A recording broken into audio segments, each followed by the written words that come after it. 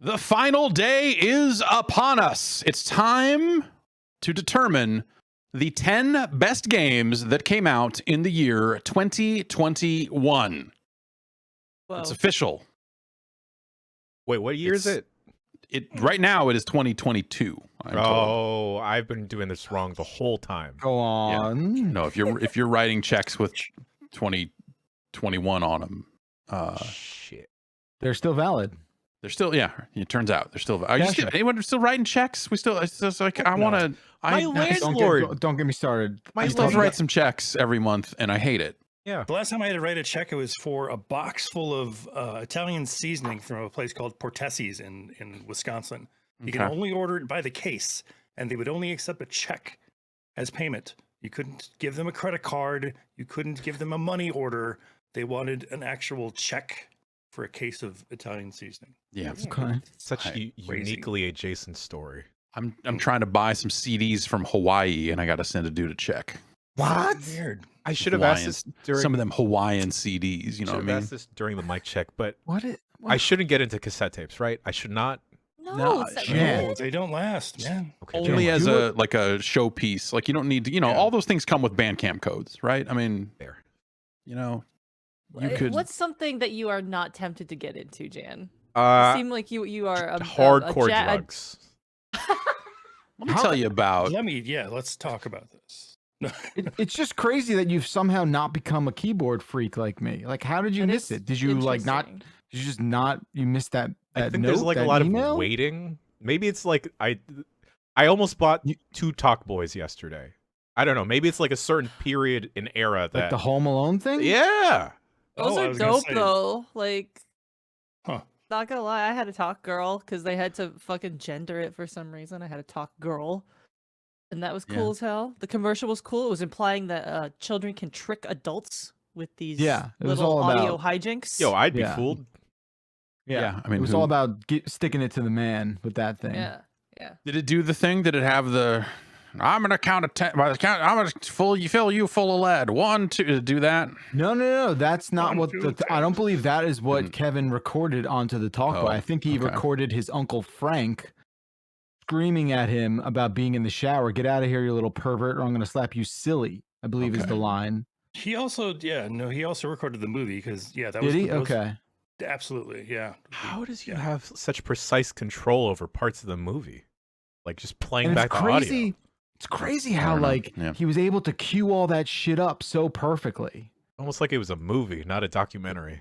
It's almost like it, It's almost like it was a bunch of bullshit. And the sound quality on that shit, phenomenal. I think I was too old for Home Alone. Video production. Yeah, I think I was 8 when the first one came out. When it came out, I was like, "Fuck this," and I saw it like years later, so I was even older at that point, and was like, I saw it like 1.5 times or something. It was just like, this is horse shit. I don't care. You identified with the adults in the movie. The bandits. Yeah, you were a wet bandit, Stan. You were I'm like, the wettest fucking bandit you have ever seen. I hope Marvin Harry actually murder that little kid. That's right. Get him. That motherfucker. What a duo. What a fucking duo. Yeah, I mean, to be fair, like, just, I would watch those two guys do anything. We are down to the final here. We are going to determine the top 10 games of the year. Shout out to Vectoroid, who made our new music. That's a beta. It's a unfinal version of the music of the new Giant Bombcast theme. Proud to debut it here on these Game of the Year podcast. Super awesome. We've got a list together. These are based on our personal top 10 lists, with the thinking being, if we didn't bother to put it in our personal top 10, are we really going to fight for it to be in the site top 10? Right. Only a lunatic, a buffoon, would do such a thing. And so here is the list of games that we have to work with in alphabetical order. Axiom Verge 2, Babble Royale, Back 4 Blood, Chicory, A Colorful Tale, Cruelty Squad, Death's Door, Death Loop, Demio. Yeah. Jason, I got an email. They want to send us a preview version of the non-VR version of Demio, by the way. I will forward you that email. Manifested it. Yeah. Forza Horizon 5, Guilty Gear Strive, Halo Infinite, Hitman 3, Inscription, Kena, Keanu, Bridge of Spirits, Loop Hero, Marvel's Guardians of the Galaxy, Metroid Dread, Monster Hunter Rise, New Pokemon Snap, Outer Wilds, Echoes of the Eye, Phantom Abyss, Pokemon Unite, Psychonauts 2, Ratchet and Clank Rift Apart, Resident Evil Village, Scarlet Nexus, Solar Ash, Super Auto Pets, Tales of Arise, The Ascent, The Forgotten City, Unpacking, and Virtua Fighter 5 Ultimate Showdown. I thought this was going to be quick. I thought there was 2 pinball machines on this list. But at the end of yesterday's show, we did draw some lines through stuff. Devotion made it onto Jess's list, but that's a game I think we covered years ago when it was out. And for 8 whole days. Yeah, technically not a 2021 release. But you know, FYI, it's like an Oscar bait thing when movies come out in late December to qualify for a year. It's like the opposite of that. Yeah, Devotion is almost the House of Gucci of this year. Mm-hmm. You know, public almost service as good. Devotion is back. Go to redcandlegames.com and buy Devotion. You can actually play the damn thing now. So selling it themselves. They built their own store. Fuck it. Boo boo. Yeah. Cool as fuck. Yep. Oh yeah, and also Godzilla, the pinball machine, and The Mandalorian, the pinball machine, which I don't remember why those ended up with strikes through them, but I don't remember the reasoning why. Yeah, so it's almost like they shouldn't have strikes through them. Okay, all right. Is the logic there? Look at this, I'm getting shit unstricken. We could, I mean, you know, technically those games came out in this calendar year, right? They most certainly did. Okay. Well, I'm gonna leave the strikes through them, but I'll leave them in the big list. Cool. Hey, that's a win. That's a win. I don't know how to unstrike through things on Google Docs, so I don't. Yeah, exactly. I don't know what keys I need to hit to fix that. So we're just gonna move on. That's fine. Still a win. Still on there. Yeah. Okay. So this is 30-ish, 35-ish games. We need to cut it down to 10. So just like every 3 games, just cross one out, and that's it, and we're done. Exactly. Okay. Every 3 games. So Chicory we cross out. Shit. 1, 2, 3. Demio we cross out. 1, 2, 3. Halo Infinite is not going to make the list. What? 1, 2, 3. Yeah. It's just like math. It's easy. It's just how it works. We're throwing off all the people betting at home, you know? Right. Screwing up the odds. Yeah. Gosh. Okay. Let's see. How do people feel about Loop Hero? Well, okay, fine. What I was going to ask was like, how do you do it? Like, what do you normally? Is it because this is a 10, not a 3? Right. Yeah. You know? It's yeah. I mean, basically, there's a hey, we want to try to build the list. We want to try to feel good about 10 games. And maybe along the way an order is formed as we start determining hey, this game should be on there, but it's probably in the back half of the 10, you know, like those sorts of things. We eliminate what we can and to pare it down, and through various magics and a lot of things that are also not voting, we eventually get there. Got it. I don't know. I'm in a fugue state most of the time when we do this, and I don't remember ever doing this before. So every year it's just like a new thing. So you might expect fun. a Zell from me during this to, you know, help push stuff across. Exactly. No. Sometimes you got to push something over the line. There are some things that I think when I think about the conversations we have had thus far, I think are obviously going to make the top 10. And that doesn't mean they're going to, but I think like it's something that like we are pretty sure. Let's say, for example, Psychonauts 2 will probably make our top 10. Oh, yeah, based on the conversations. So I'm just going to take that and move that up here. Yeah. For now. Yeah. Okay.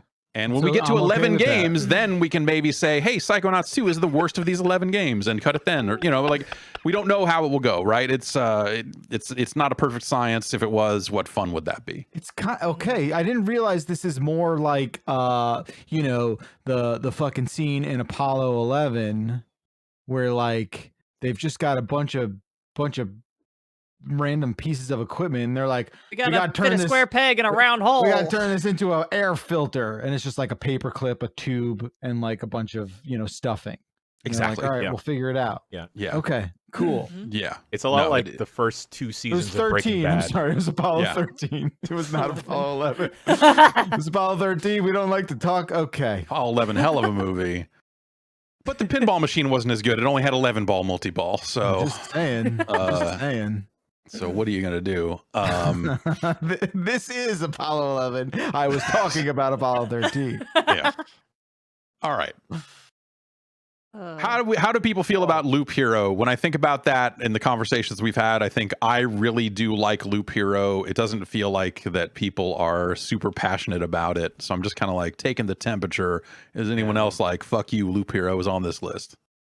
I think it's in the back, if anything, for me. Yeah, I think I did play it a lot. like... I did like it a lot. I just don't know. It's also for me personally, it's a tough one to lead off with. It's a tough one to kind of place. My gut tells me it's in the back third. Yeah, my gut tells me it's hanging around 15 to 11. I don't think we would cut it from this major huge list we have. I feel like I do have a lot of highlights from playing Loop Hero. But I don't know if it's approaching the top 10 just yet. I don't think we should cut it. Okay. I think we should have like a maybe pile. I'm just gonna the maybe pile is kind of until we get there. The maybe pile is the top pile. Yeah. I don't think we get out of this this Discord call without Inscription on this list. As much as I don't think that game is at all for me. I feel like that is probably one to talk about later. On that same tip, I want to say perhaps Hitman and Halo Infinite should join that maybe pile. I am with you. That I would have a hard time feeling good about a list that didn't have Hitman 3 on it. And Halo is my number 1, so that would be weird for me as well. What if we accidentally formed the 10 doing it this way?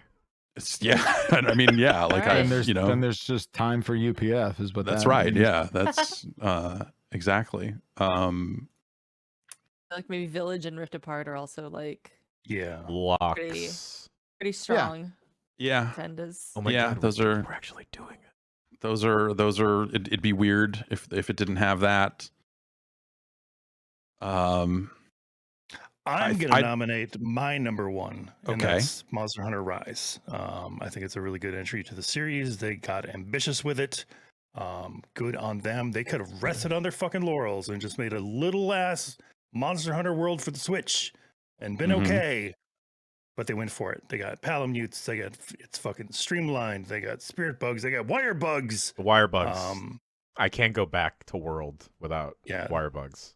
Seriously, it fundamentally changed Monster Hunter, and I think for the better. Yeah, I think if my homies had picked up Monster Hunter Rise and I could dip into the multiplayer more, I think it would have made my top 10. But that Switch game, it's pretty impressive, and I hate feeling that way of like, this runs pretty well for being on the Switch. Seriously. God, you straight on the PC. Oh shit, it's so good. Does Guardians of the Galaxy make our top 10? Yes. It's Jan's number 1. My number 1. Yeah. Yeah, I almost feel like every number 1 should kind of just get a bye. Yeah, like a we'll argue about this later sort of thing. We'll see that. Like you make the first round for sure. Okay. If we all just put our number 1 and number 2s, skip a lot of hassle. Yeah, I mean, there's plenty of logical math ways to do this, but this isn't a logical argument. What is that? That's no fun. Math sucks, right? Okay. Did anyone else put Babble Royale on their list? No, sir. Sorry. Okay. I think it's a tremendous idea. I love that it exists. It's awesome. It's awesome. I don't think it's going to make the top 10. we're gonna move it down here in the devotion, the memorial pile. Okay. I feel like Echoes Chicory. of the Eye to be on there. Oh, Chicory, yes. Yeah, Chicory. I think is a strong entry. It would be weird for Chicory not to make that list of 1, 2, 3, 4, 5, 6. Oh, that's 10 right there. So is that our 10? Are we done? Are we good? Psychonauts 2 wins somehow. I don't agree with that, but okay. Ooh. It's just in this order. We're done. All right, that's it.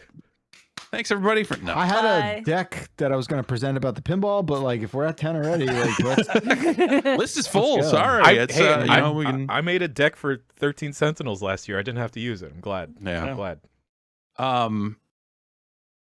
I love Virtua Fighter 5 Ultimate Showdown, but I think on some amount of technicality of it being a re-release of an older game, and that netcode could have been better. It could have been better. I like what they had added to it. Seriously, yes. They put some love into it, and it shows. That's really cool. I hope that they make another Virtua Fighter. Like they indicated that this was kind of a test the waters, see if anyone still cares, and it sounds like it beat their expectations. Yep. And I'm happy that it exists. I don't think I can. Yeah. I don't think I can strong arm this entire group into forcing it onto the list. So I'm gonna move it down. Right. I think we can cut Super Auto Pets. I know I managed to poison Jess's mind into dipping in and trying it out. I think it does like really neat things for the kind of auto chess formula. I also I didn't realize that most of those animals are just emojis. Yeah. That they've just blown up. They're all emoji. Yeah. They're all emoji. Yeah. So it's almost more impressive that like, wow, people can make AAA games, but at the same time, you can make a really small game, and I can spend over 80 hours in it. Is it? Does that mean it's officially licensed emoji movie video game? Yeah. Okay. Yeah. That's cool. Yeah. Big year for licensed games. Better than the movie. I want to talk about JRPGs. Okay. And how often they end up on our top 10 lists. And it's not often. Not often at all. Okay. I think Scarlet Nexus and I think Tales of Arise are both very strong JRPGs. It's actually surprisingly a good year for JRPGs. Right. Like Tales of Arise and Scarlet Nexus kind of blew up in a way I would never expect them to. Right. Tales of Rise, I think even more than Scarlet Nexus. I was going to say, Scarlet Nexus is cool, and I feel like the deeper I got into it, the less I liked it. Like, as it kind of started to take more of a shape, it just, there wasn't enough there. There was something that fucking hooked me. Like, I normally don't play games for that long, but I put in like over 65 hours. I did the side quests. I did the fucking friendship shit. I think I feel like that stuff isn't that good though. I feel like the friendship stuff specifically, I wanted way more out of it than I got. Yeah. And it just what I got is like additional powers. Like that's how you kind of level up. I know, like I know it has like gameplay relevance.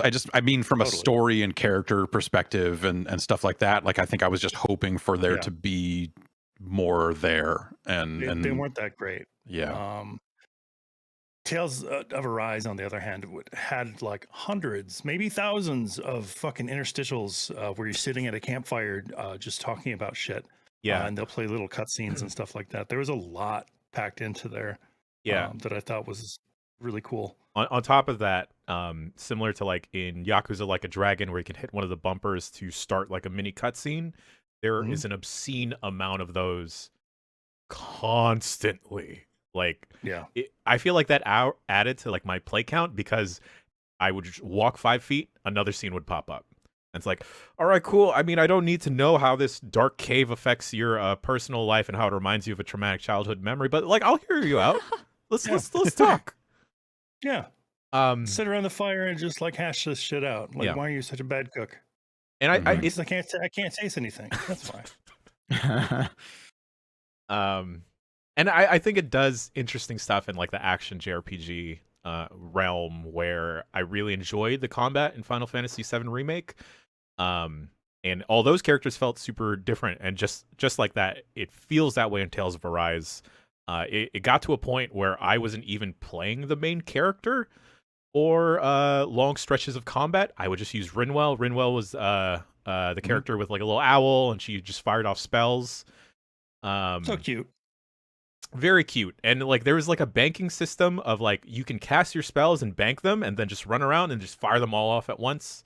Boom, boom, boom. And all the characters felt super different. I love the dude that just looks like the kid from Demon Slayer that just punches people in the face. It's great. Yeah. I love good punching. That's his whole personality. Yep. Just punch shit. I like it. So where are you at with both of those games? Do you think they make it up? I don't think both of them do. I think if we had one, I think Tales of Arise, even though I didn't play that one as much. Scarlet Nexus is very special to me this year, but I think Tales is a stronger game. I like where JRPGs are going and how they're evolving, even though a lot are still stuck in their ways.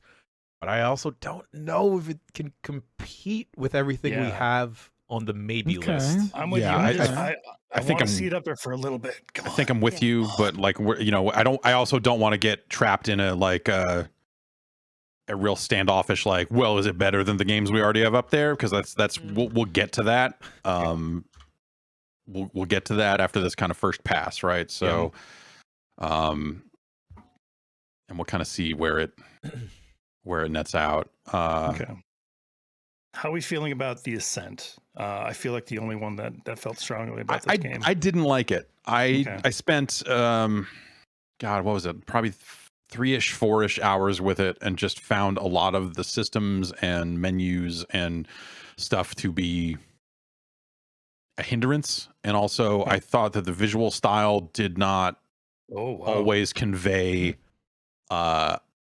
height and action and stuff like that. If you're like, I need to shoot up here, I need to do this, like the way they try to tell you like what level you're on compared to another, like ducking behind cover. I feel like it was pretty bad at that.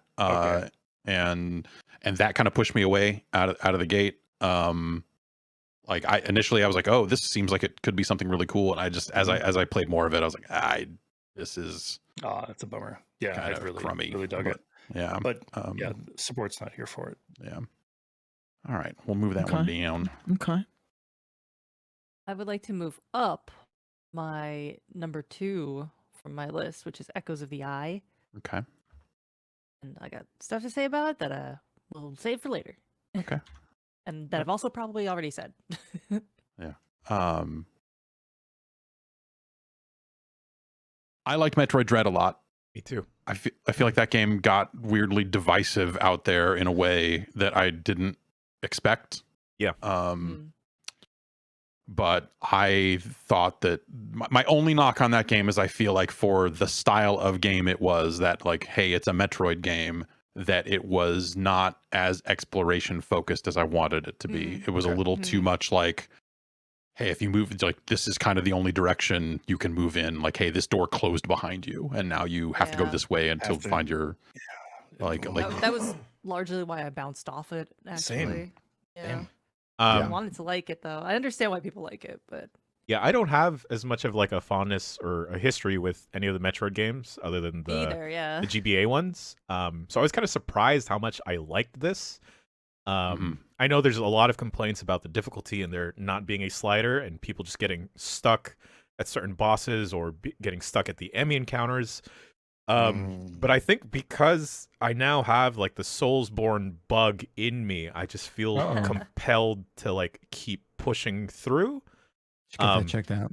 And there were like, and for what it's worth, like I felt myself actually getting better at the game because of that. And I think Metroid Dread might have the highest highs of a game this year. And also the lowest lows in like fucking hating those encounters. So I understand people's complaints with it not being as exploration heavy as previous titles, but for someone kind of their first foray dipping into it that's used to playing stuff like a Shadow Complex or other Metroidvanias, I dug it a lot. You know, I liked it a lot too. Yeah, it's like I thought the boss fights were really interesting. And seeing, I didn't necessarily go back and do everything, and I didn't do all this, but like seeing that there were like, hey, if you sequence break here and get this item before this boss fight, it trivializes this boss fight, and they accounted for it with cool fun cutscenes. Yeah, like I think that stuff's super fucking rad.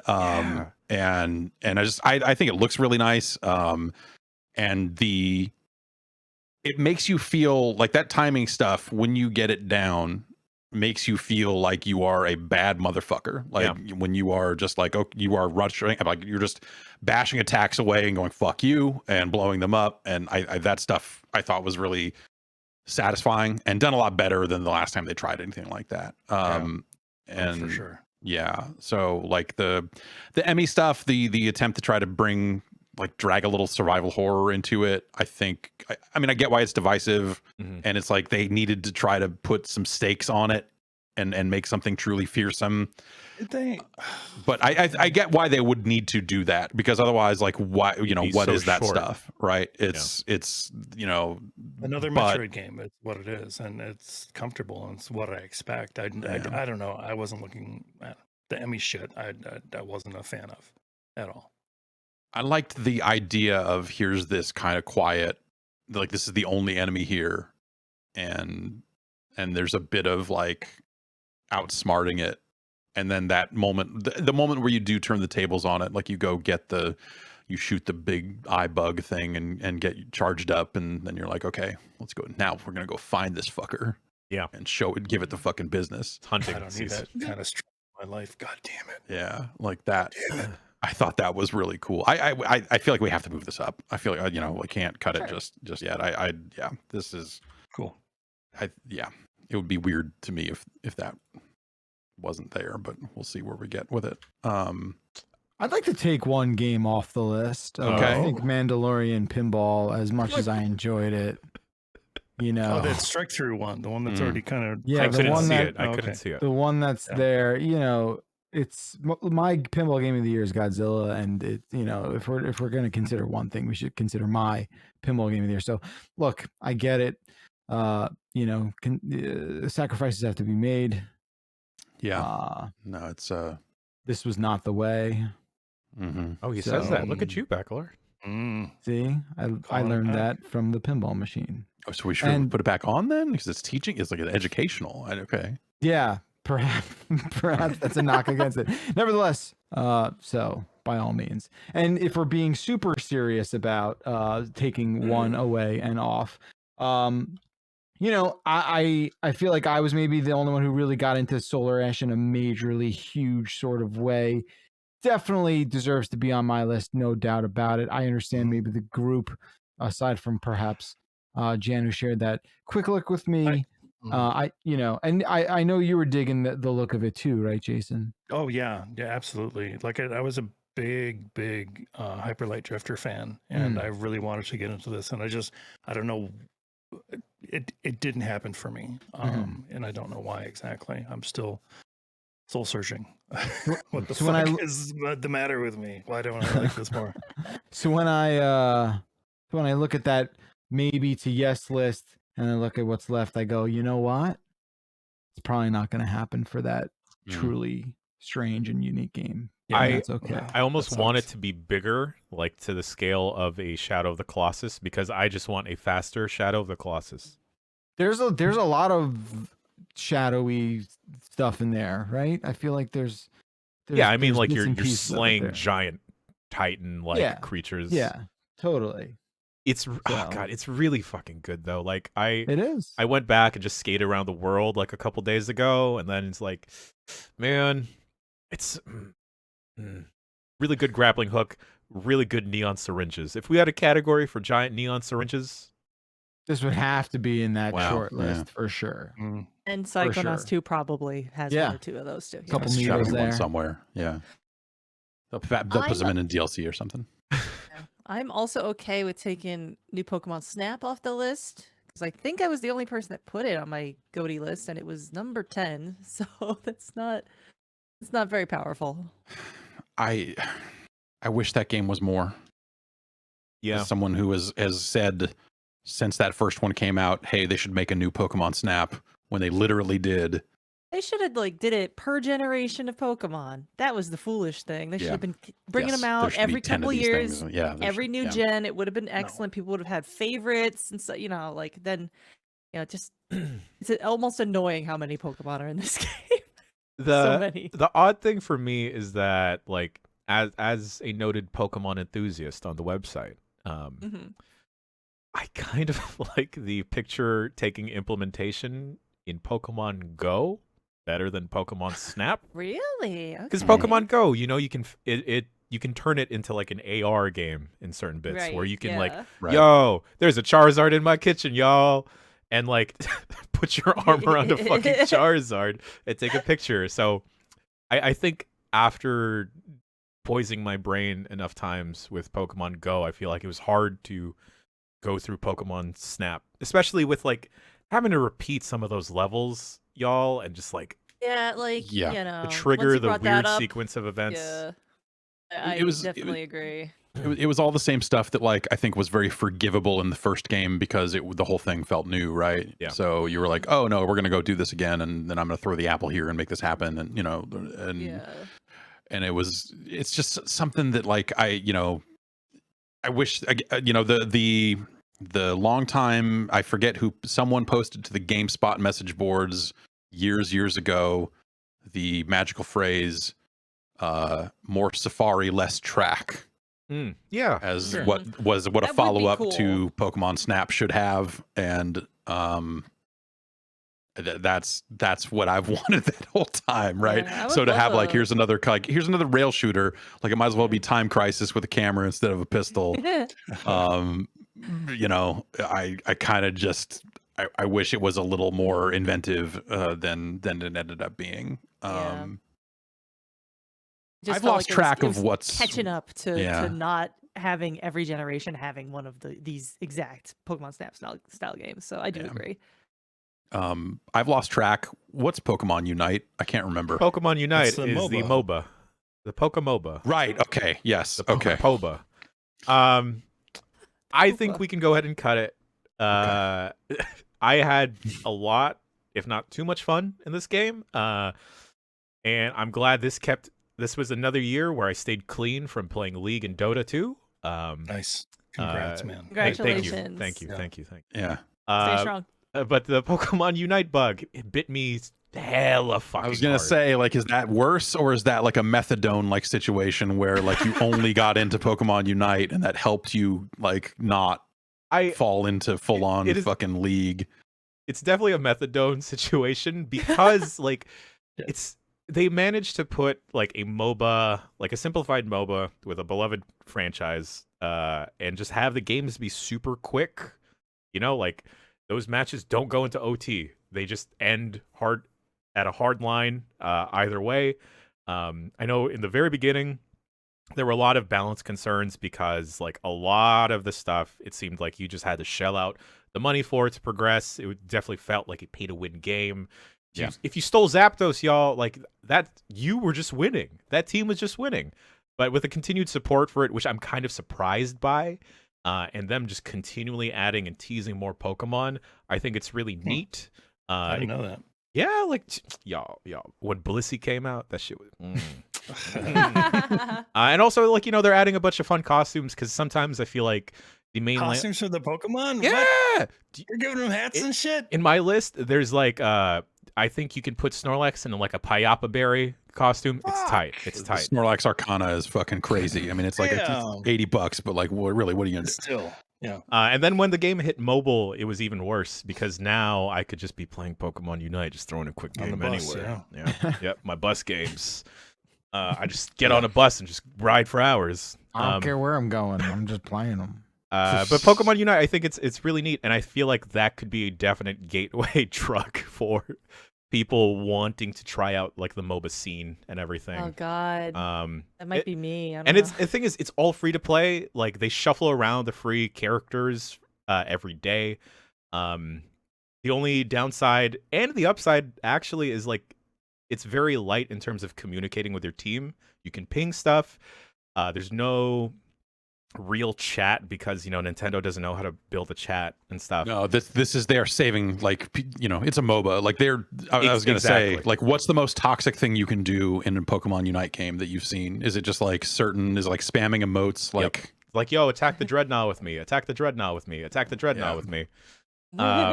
Or like pinging over here, and other than people just being like AFK.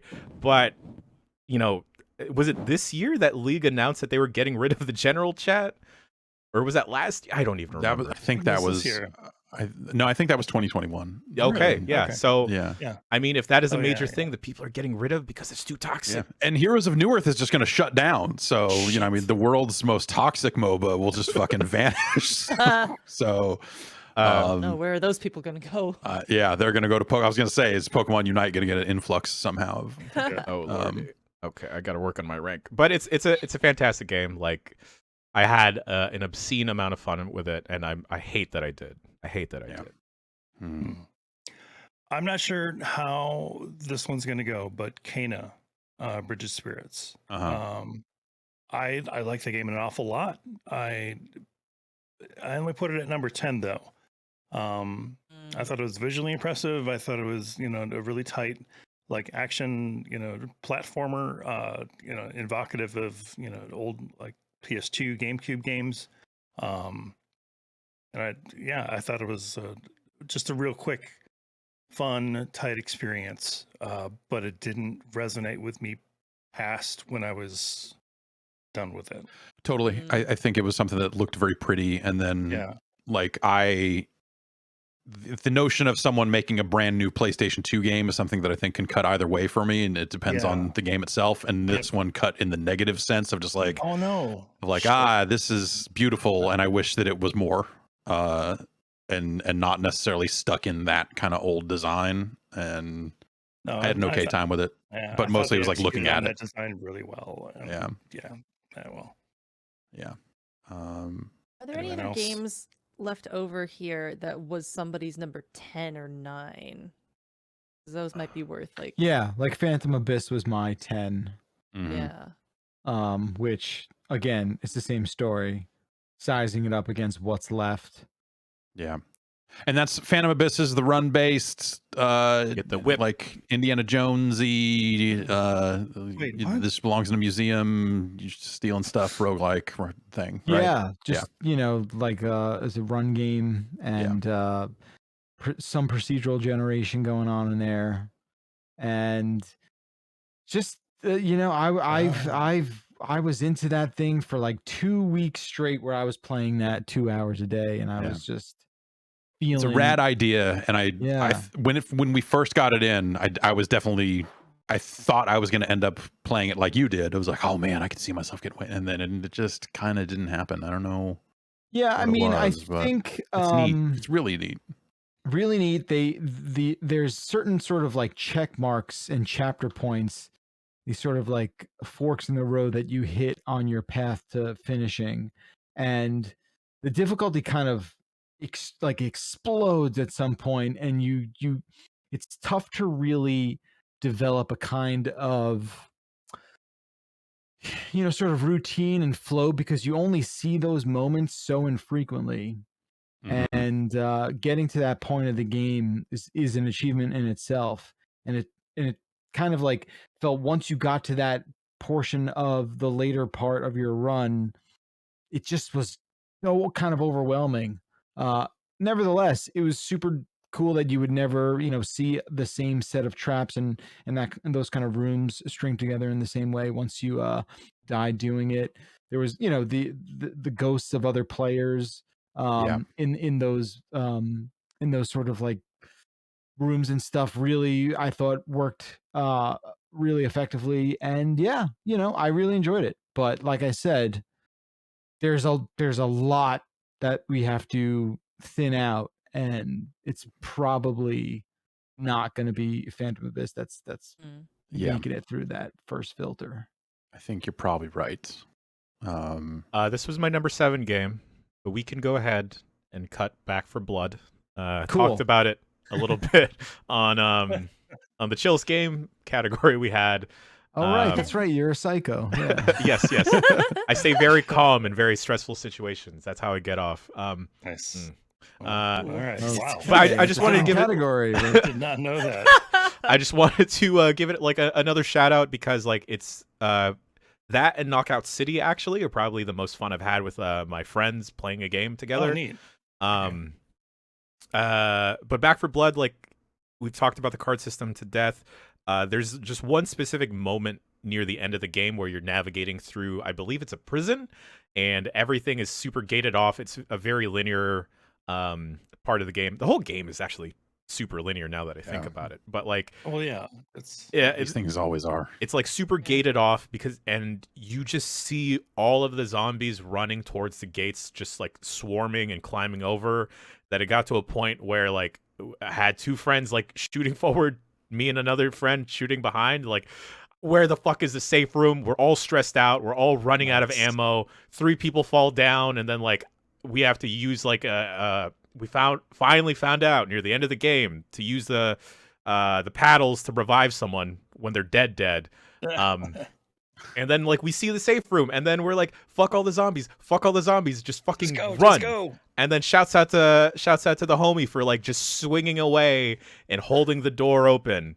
And yeah, I had a bunch of obscene fun with it. There are really bummer moments in the game because of where it just has trouble being a game, because we've had friends like drop out of a game and not be able to reconnect, or their in-game voice chat. I know why use an in-game voice chat.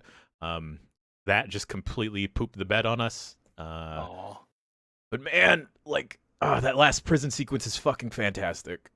But the card stuff, playing it with randoms online can get a little bit frustrating, because when you're trying to do a later level, there's no coordination there. Yeah. There's no coordination, and like doing a later level, it takes forever to connect to someone because everyone is just grinding out their supply points in like the first act over and over again to try and get better cards for their own playthrough. Also, I finished the game, but because my friend started the campaign, it doesn't count that I finished the game in my own account, which is wild.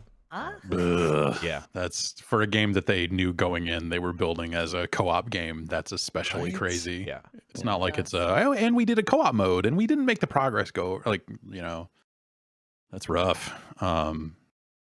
Yeah, I don't know. Like I said before, I ended up liking that game more than I thought I would, as someone who isn't typically into any kind of zombie co-op whatever's. Yeah. But I didn't stick with it. Anyone else even play Axiom Verge 2? Yeah, I played a little bit of it. I thought it was last year. It was last year. It was last year. You know what I mean? You know what I mean? It's definitely on my backlog. Like I finished the first one. Yeah. I like it a lot. Mm-hmm. I just didn't feel, good enough about including it this time around, just because I didn't get to really see it all the way through. But it's really cool. I don't know that. When I look at the other games we're working with here and kind of where people are at with it, I don't know that it ends up making the top 10. So I'm probably going to cut it here. But I understand that. I liked it a lot, and I was super skeptical of it before it came out because all the stuff they put out looked so unlike the first game. Yeah. Like, it was intriguing at best, but it was like a feeling of like, that's a melee game, and that's not like the thing I loved about Axiom Verge 1 was all these crazy weapons, and Axiom Verge 2 kind of isn't about that. But it's kind of like the I forget what the actual term is, but you've got your overworld, kind of like you're running around as a human person, and then the bot world of the backstage, front stage, kind of the Goonies 2 effect, everyone's favorite. Ooh, oh yeah! Wow, everyone's favorite Goonies 2. Invoke the Goonies 2 card. Yeah, I thought that stuff was cool, and the little robot ended up being way more fun to play as than I initially thought. Because you're just like, oh, this is like this dumb little bot. But like, oh, as you upgrade it, you're like, this is a formidable force. And by the end of that game, so much crazy shit happens where like the nature of you and who you are and your abilities and the way they solve all the movement problems that a search action game kind of has. They come up with all these cool new solutions for them that aren't just like, oh, you got this that makes you jump higher. Oh, you got this that makes you blow up wall. Like all the items you get to traverse the stuff that you traverse in these types of games is, for the most part, interesting and new.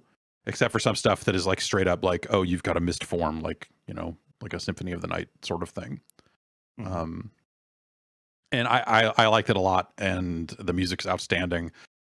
But I don't know that it's gonna make it up top. So we can move that down. All right.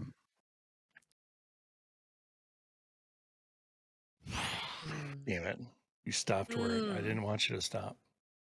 Let's talk about Deathloop. Let's talk about Deathloop then. You want to talk about Deathloop? Yeah. Okay. I've already talked enough about Deathloop. We have talked a lot about Deathloop. Let's talk about talking about Deathloop. Okay. The Deathloop discourse. What do you gotta say, Jen? Well, I think Jeff, you said it best yesterday that like Arcane has made a similar game better in the past, right? Like this, I would almost argue that this Deathloop kind of feels like an arcadier version, but also more cumbersome version of other Arcane games. And I think that's deliberate. And I mean, at least the arcadiness of it. If you think about it, like the people that got way into Dishonored were the people that played it a zillion times to try a zillion different things. And by building this game with lower stakes for death and the kind of time loop nature of it, it lets you try all those different things on one playthrough instead of spreading it out across 12. Yeah. And I think that's super smart of them. Yep. I think where I come down on it is just like, I didn't have a super amazing time with it. And also, I don't really like Arcane's other games all that much. So, you know, it's like, this was the one that I was hoping would hit for me because of that stuff, right? Of like, oh, they've streamlined it in a way that'll make it like more accessible to a person like me. I kind of want that nature of like, okay, you're going to kind of point me in the direction of this stuff a little bit more, to let me kind of see the cool shit for myself. It's like the difference between, you know, as the Hitman games progressed and they got more into like hey, here's the mission story stuff, and here's, we're going to lead you through the nose by this if you so choose. Like that stuff is rewarding and fun on its own too, even though it's, you know, it kind of does fly in the face of the coolest nature of that game. But yeah, Deathloop, I think I got tired of its style. I got tired of the action and all this other stuff in a way that yeah, I don't know. I don't like that game very much, even though I think in some ways I am the target audience for it as someone who, and you know, those other games. And you talk about like utilizing all those tools in one playthrough or like one run of the game. I found myself after a while, like after I kind of start cracking the code in terms of like which visionary I have to eliminate when, that I stopped experimenting around as much, and I just kept using the same stuff they gave me at the very beginning of the game. Like, you could use all those different augmentations and powers, but like I would just use the warp, and I would just use like a really good nail gun that I found in the beginning of the game, and like that was it. The BioShock 1 problem. Yeah, you level up that wrench. You fuck a motherfucker up. I also feel like your comparison with Hitman also, like, I think Hitman leading you through stuff, if you so choose, is the big like asterisk there. I feel like Deathloop doesn't have as much choice as it purports to have, and I think like it works good in Hitman because Hitman, the way that those games are designed is that they are big clockwork worlds that you can affect little things that make NPCs do drastically different things and change up their schedule, and you have to be here at a certain time to hear this conversation and stuff like that. Like, I feel like Hitman has all these moving parts, and that's why it can work both ways, where you can be led through it by your nose to where you got to go, or you can fuck around and see what's going on and learn some new things at your own pace. And I feel like Deathloop doesn't have that clockwork world, so it doesn't work in that way. And that was the main way I wanted to play a game like Deathloop. So that's why it like completely missed the mark for me. I don't know that it makes the top 10 personally. I don't think it does. Not for me. I mean, unless there's another case. He does have a really nice jacket in that game, though. Yeah, it's a pretty sweet jacket. Something I wanted to. I think. Thing I also wanted to talk Jess. about. Oh, sorry, briefly. Was I thought the writing in that game was not so good. I thought all the visionaries, everybody sounded like the exact same dumbass with slight personality differences. Like, this is the angry one. This is the clever, snooty one. But they all talked like dumbasses. Like, everyone in that game was a big fucking dumbass. The protagonist was dumb. I liked it Cole. was just like, he's okay. I liked his voice actor. The voice actors did a great job for the most part. I like the Cole stuff near the beginning of the game a bit more, where there's still a little bit more of like, what the fuck is going like that? Yeah. Just like as he is completely baffled by all of it, and as he starts to figure it out, it's a little less impactful. But like even reading like messages between different people, it's like, man, I can only tell who's talking based on their username. They all talk the same. Like there's no personality in this writing for some reason. And it's just everybody's goofy and dumb, and it's just like, man, this game should have like a better sense of humor to kind of like make that feel intentional. I don't know. There was something off about that. And I think I wish that the multiplayer was designed. I feel like by the time I got to a point where I could do the multiplayer, no one was doing it anymore. Like matchmaking times had gone way up. The idea of invading a single player game that people are like finishing and not playing again, it suddenly is like, oh, well, I guess, not going to be able to do this until it launches on another platform or something and gets a new influx of players. Not the type of moral quandary you're looking for. Yeah. I don't know how I don't think that's necessarily the fault of the game. Like, it's cool that they designed it at all. But it's the problem that I think when we talked about Doom Eternal potentially getting that invasion mode that they ended up canceling, it was like, oh, well, who's just going to play the Doom campaign over and over again and hope that people invade them? Like, no, that person doesn't exist. And I think in Deathloop, we proved it out that person doesn't exist.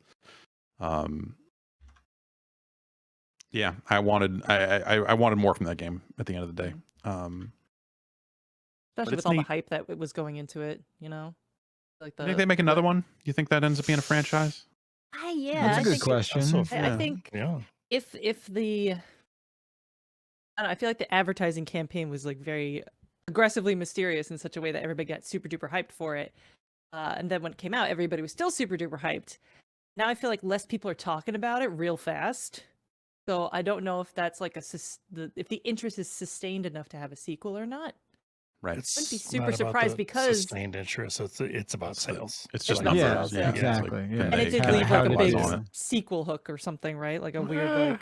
Well, it's like the nature of the game, right? I mean, like you could take that concept and like, but is it just straight up Cole stumbled into this all over again? But now, or now you're playing as Julian. Like there's a bunch of stuff they could do, I guess. But I gotta imagine that game sold pretty well. Yeah. Seems like it, and it still hasn't, had its, it's just PS5 and PC. So it'll, at some point, that'll be a Game Pass game, and who knows? Only if they call it the sequel Deathloop. Yeah, add 2 more O's. Jen, it's a little too early for the first one of those, bud. What? What? You're on the East Coast. Come on, man. It's true. It's true. I think. So I mean, look, I think the longer I'm away from finishing Deathloop, the less sort of, I kind of like judge stuff by like how long it stays with me a little bit, which is, why I feel so strongly about Psychonauts. But with Deathloop, I get it. I still really enjoyed it. It's absolutely making my list. In a pretty relatively high up spot. I think there's plenty of valid criticism about how it didn't really stick the landing for a lot of people. So it's not a hill I'm prepared to die on. Just for that. There are other games I will have that fight for. But I don't think I'm gonna go to bat for Deathloop in that way. Is that game Godzilla Pinball? Thanks for bringing that up. And the answer is an absolute yes. No, I mean, no, it's not that. If just to humor me for 30 seconds to, a half Minutes. hour. Look, if we weren't here to humor people, this would be a 10-minute podcast. Fair. I think I've done an okay job at sort of conveying the wild sort of shit that pinball offers and this kind of renaissance it's currently going through. Oh, totally. And if anything, you've just made me jealous that I don't own any myself. It's not about owning them. It's about, because now you go out and there are, if it's safe enough. What does this go out you speak of? No, it's what's wild is the all you can play arcade near me survived, right? And it's still flourishing, still doing its thing. And mostly what I gather around the country, from what I gather around the country, a lot of those places kind of, not all of them, but a lot of them have survived. I think it's getting into that world and opening people's eyes up for that sort of stuff. Godzilla, the amazing thing about this game is that you look at pinball and it's a very sort of modular, formulaic kind of thing where certain pieces are just getting shifted around and stuff. And when a game's able to introduce a lot of new stuff, people in that world, in this world, they're kind of take a step back and holy shit, you reinvented that again. And Godzilla does a lot of that stuff. Go check out the stream on the site where I forget, it was over the winter break. I had one game, it was a really wild score, it's great to watch.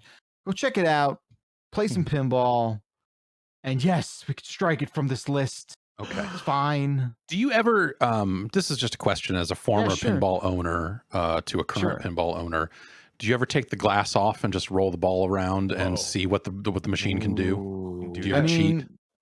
Do I just jam all the targets and switches? Yeah, you're just I want to see. Okay, show me, wizard, go all the way. I want to hit all these targets and see the craziest thing that this thing has. Show me, wizard. I mean, I've done it before. It's not something I actively want to do, but it's fun to do once or twice. Yeah. You just take the glass off.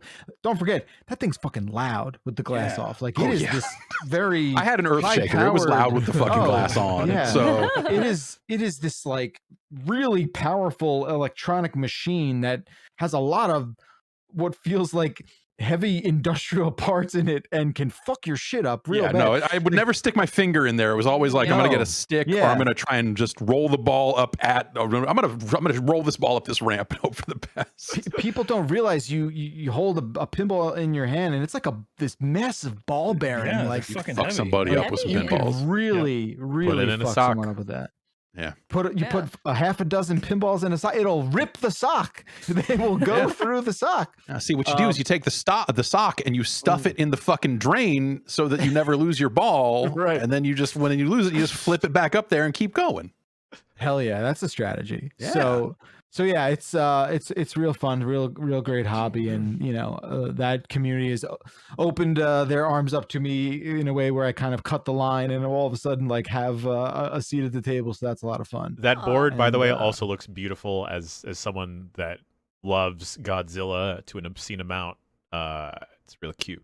Mad cute. Yeah, unbelievable playfield, and that's the cool thing too, right? And these people don't get enough credit, but the artists and graphic designers, now that there are screens, and pinball has never been more of a video game, and the current sort of era of that definitely demonstrates it in the best possible way. Who could have guessed that Baby Pac-Man would be such an inspirational point in the history of pinball by merging a video game with pinball? That's it. So Bacalar, do some pinball machines have an Ethernet port? They just update all their online so the newest the Godzilla one I have now has a USB Wi-Fi dongle in it. Oh, okay. And it updates the code not automatically, you have to do it, but you log in and do that. Before then, you had to just bring a USB drive to it. And now, like Stern just introduced a thing called Connected, where now I have a profile. You sign in with a QR code on a little camera that the game has, and now my scores get uploaded to a leaderboard, and you can compare. It's like very long time coming in the world of pinball, but totally that's stuff that Japanese arcades were doing 15 years ago or more. It's insane. It really is insane. Yeah. And like there's probably even easier ways to do it aside from like putting in a camera. Like you could, if as long as a pinball machine is connected to the internet, you shouldn't have to do much more. The way they did it for like Virtua Fighter and some other stuff like that was you bought a card for like $5, and then it was just an NFT, RFID, an NFT, goddamn NFT. No, you would encode it the first time, and then they had a phone app you would use to customize your character, and then it would know when you tapped your card that hey, you want to play as Sarah, and then let's go. Initial D did the same thing. Yeah. Well. Yep. Yeah. Oh, that's right. They did bring some of that stuff over. Gosh. So yeah, it's wild stuff. It's great, and that scene's exploding. They can't keep these things in stock, so that's why I encourage everyone go out and play some pinball and have some fun. Well, if you have a seat at the table, the so-called table, I feel like you should really be recommending licenses. Like there should be probably a giant bomb pinball machine. You should probably get someone to. I mean, could you look? Could you? I could definitely tell someone. They could also laugh in my face. Well, look, it's a natural. It's like Twilight Zone, except one of the balls is black and it blows up. I like that. I like that a lot. Here's the thing. Face on it. Here's the thing, right? I've had some interesting access to some of these guys, especially at Stern, and I said like, hey, because we were talking about like the Ghost, the band. I was like, a Ghost pinball machine, right? And without a doubt, they're like, oh, that'd be fucking amazing. Of course, that'd be absolutely amazing. Yeah. It's really about because the first goal, right, is to have this thing appeal to multiple generations of people, and there are very few franchises and IPs that like tick all those boxes, right? Sure. So, you see a lot of like 70s rock bands. You see, Jurassic Park, which is now having like another sort of thing. So, like 8 movies, sure. Totally. It's hard. And also IP licensing is not super easy. But there's so many like perfectly ripe, for that world, but it's a much more complicated formula to really input and sort of see like what are the ones that actually what are the themes that actually get turned into one?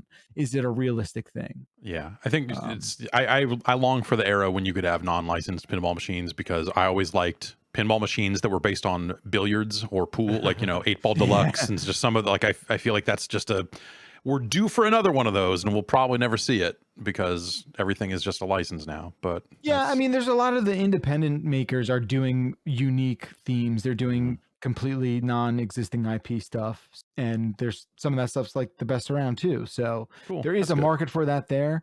There's also companies that are redoing classic games like Monster Hunter, not Monster Hunter, Monster Bash. Their remake, like Cactus Canyon is having a remake made. So there's games that like get redone, and there's a huge scene for that. So it's great. It's cool shit. Cool. Well, it's not gonna make our top 10. And all that to say, get the fuck out of here. Yeah. You guys ready for a break? Yeah. Yeah, we've got 7 games in the middle here that I'd like to get through, but we can do that on the other side of a break. How about that? I can stew on those during the break. Okay. All right, we're gonna take a quick break. Come back. We'll get it done. Almost done. Get it done. Cool. All right.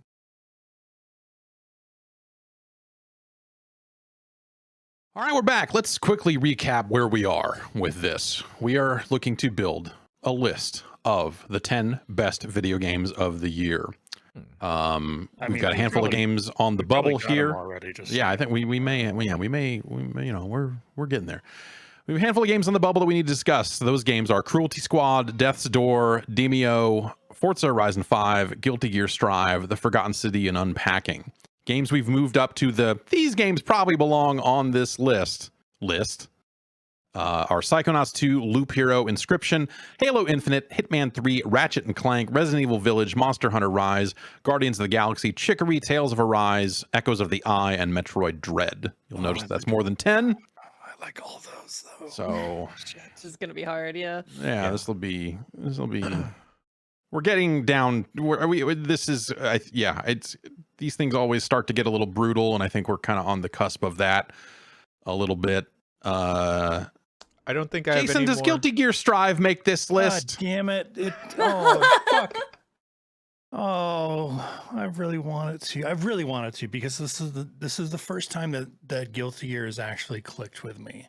I've never considered myself much of a Guilty Gear player, but this time, for whatever reason, I understood what a fucking Roman cancel was. I was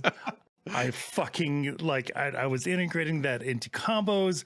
I don't know whether or not that was just like perseverance, me banging my head against the fucking game for years upon years, or if they made it fucking easier to like execute or understand. I'm not sure.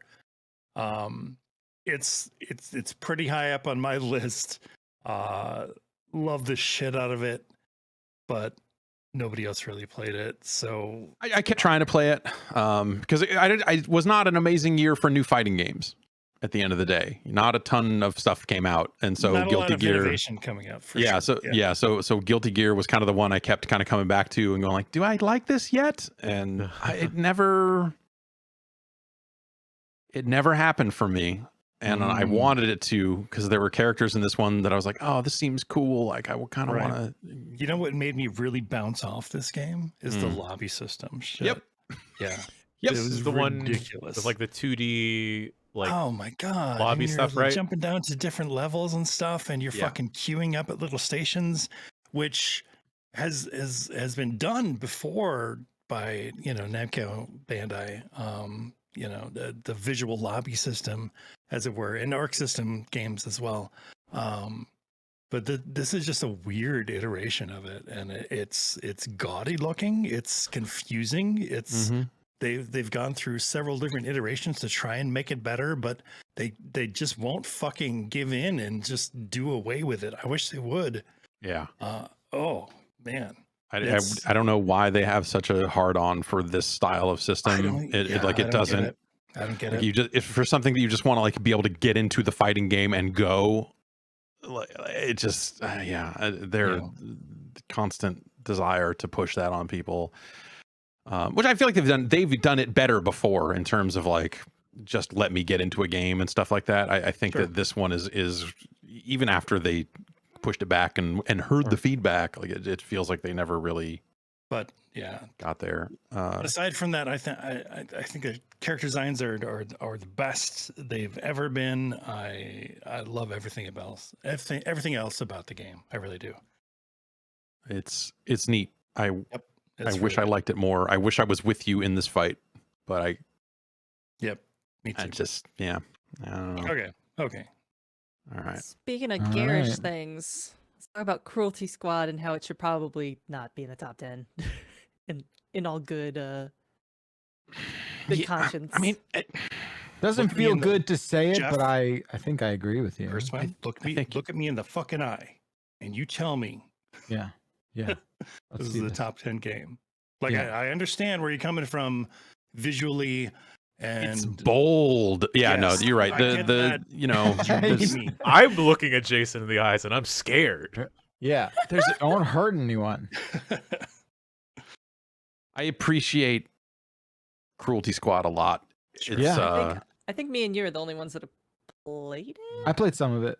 Oh, okay. It hurts to look at. Yeah. It's I love that about it. I can get behind that. Yeah, I feel like this game is like the definition of an acquired taste, and it is like I have super acquired it. It is for internet shitlords exactly like me, and exactly like Jeff, Yeah, not a lot of other people. It sounds like it actually did okay. So for the expectations, so other people in the we're out there. It's exactly however many people watched Xavier Renegade Angel at some point. They all became Cruelty Squad fans at some point. Yeah, we can cut it. It's at the end of the day, I think my problem with it is in some ways I wish it was less of a video game, which is a weird thing to say about a video game. But what do you mean? Like you wish it was just like some sort of exhibit somewhere, like it was something just art like that. somewhere? What if it was or like just a table-like thing, and like you just bat it around like a silver ball with like these paddles? When you get down to like okay, I've got to go complete this mission and do this stuff, and you're trying to play it for realsies, it can get frustrating. Yeah. Enemies do way too much damage too fast. Yeah. Rude. And I like a lot of aspects of it for sure, and I appreciate that it exists and want to see people making weirder stuff and getting out there and it'll be like cool. it'll be in like the MoMA or something. Yeah, it's like an interactive art exhibit video game. That's what it is, and it's something that you can interpret all sorts of different ways. And meanwhile, the developer has said like, "I'm just shit posting. I didn't like make this for any reason." Art. And it's like, that's what makes it more art, buddy. It's run away from you then. It's bigger than just a game, right? Yep. Yeah, it's bigger than that. Interpret it. I fucking dig that, but I know a lot of people don't. And it is absolutely objectively hideous. I mean, a lot of people have bad taste. It's okay. Yeah. You got into the whole shitlord audience, right? But I would even take that a step further. It is a big demographic, but I would take it a step further and ask you, like, is it maybe even for a certain generation of a person, right? Who I feel like people who are 30 to 50 can appreciate that game in a way that someone who's like 17 would just be like, what in the fuck is this? But I think there's a sort of a different. No, I think it transcends. I think that goes. I'm just asking the questions. It goes both ways, because I think the people who were old enough to have played Deus Ex, right? I mean, that's ultimately what we're kind of talking about here is like if you have played any of those classic PC immersive sim sort of games, then I think you're able to see more of that in this. But I don't think that's, in some ways, I think that works against it. And I think a lot of the discourse around this game, where people liked to talk a lot about it as an immersive sim and say like, no, really, and their conviction to say, no, this is a real video game with this and this and this, and you're like, yeah, but like that's not.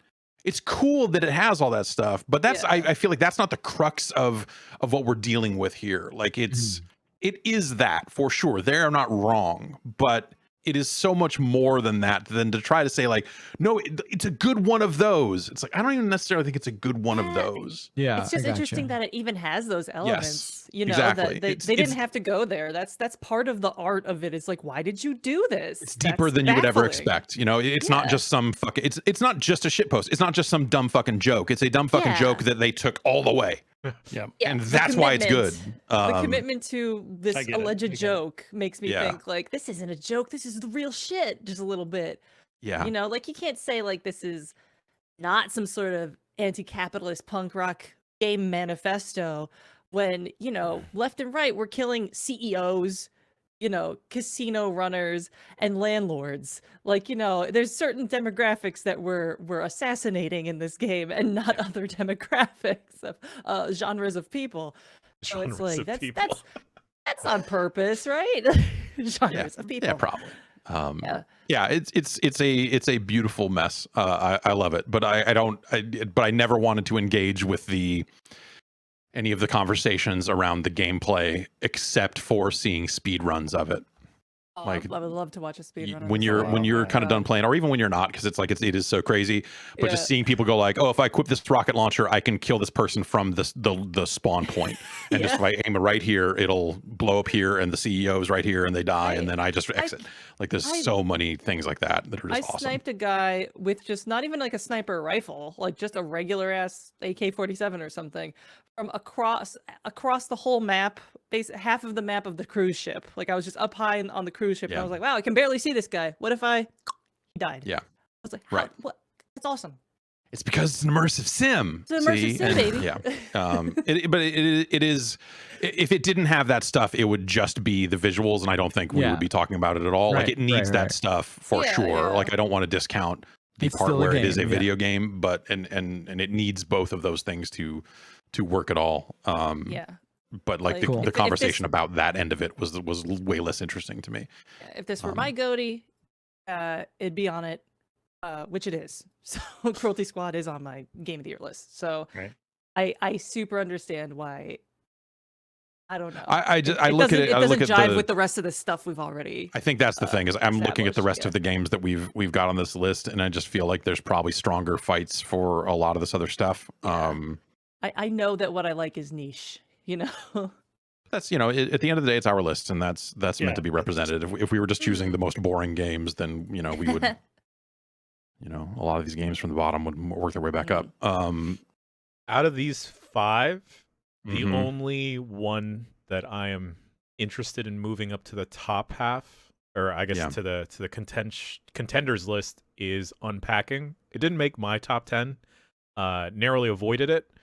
But the stuff that Unpacking does,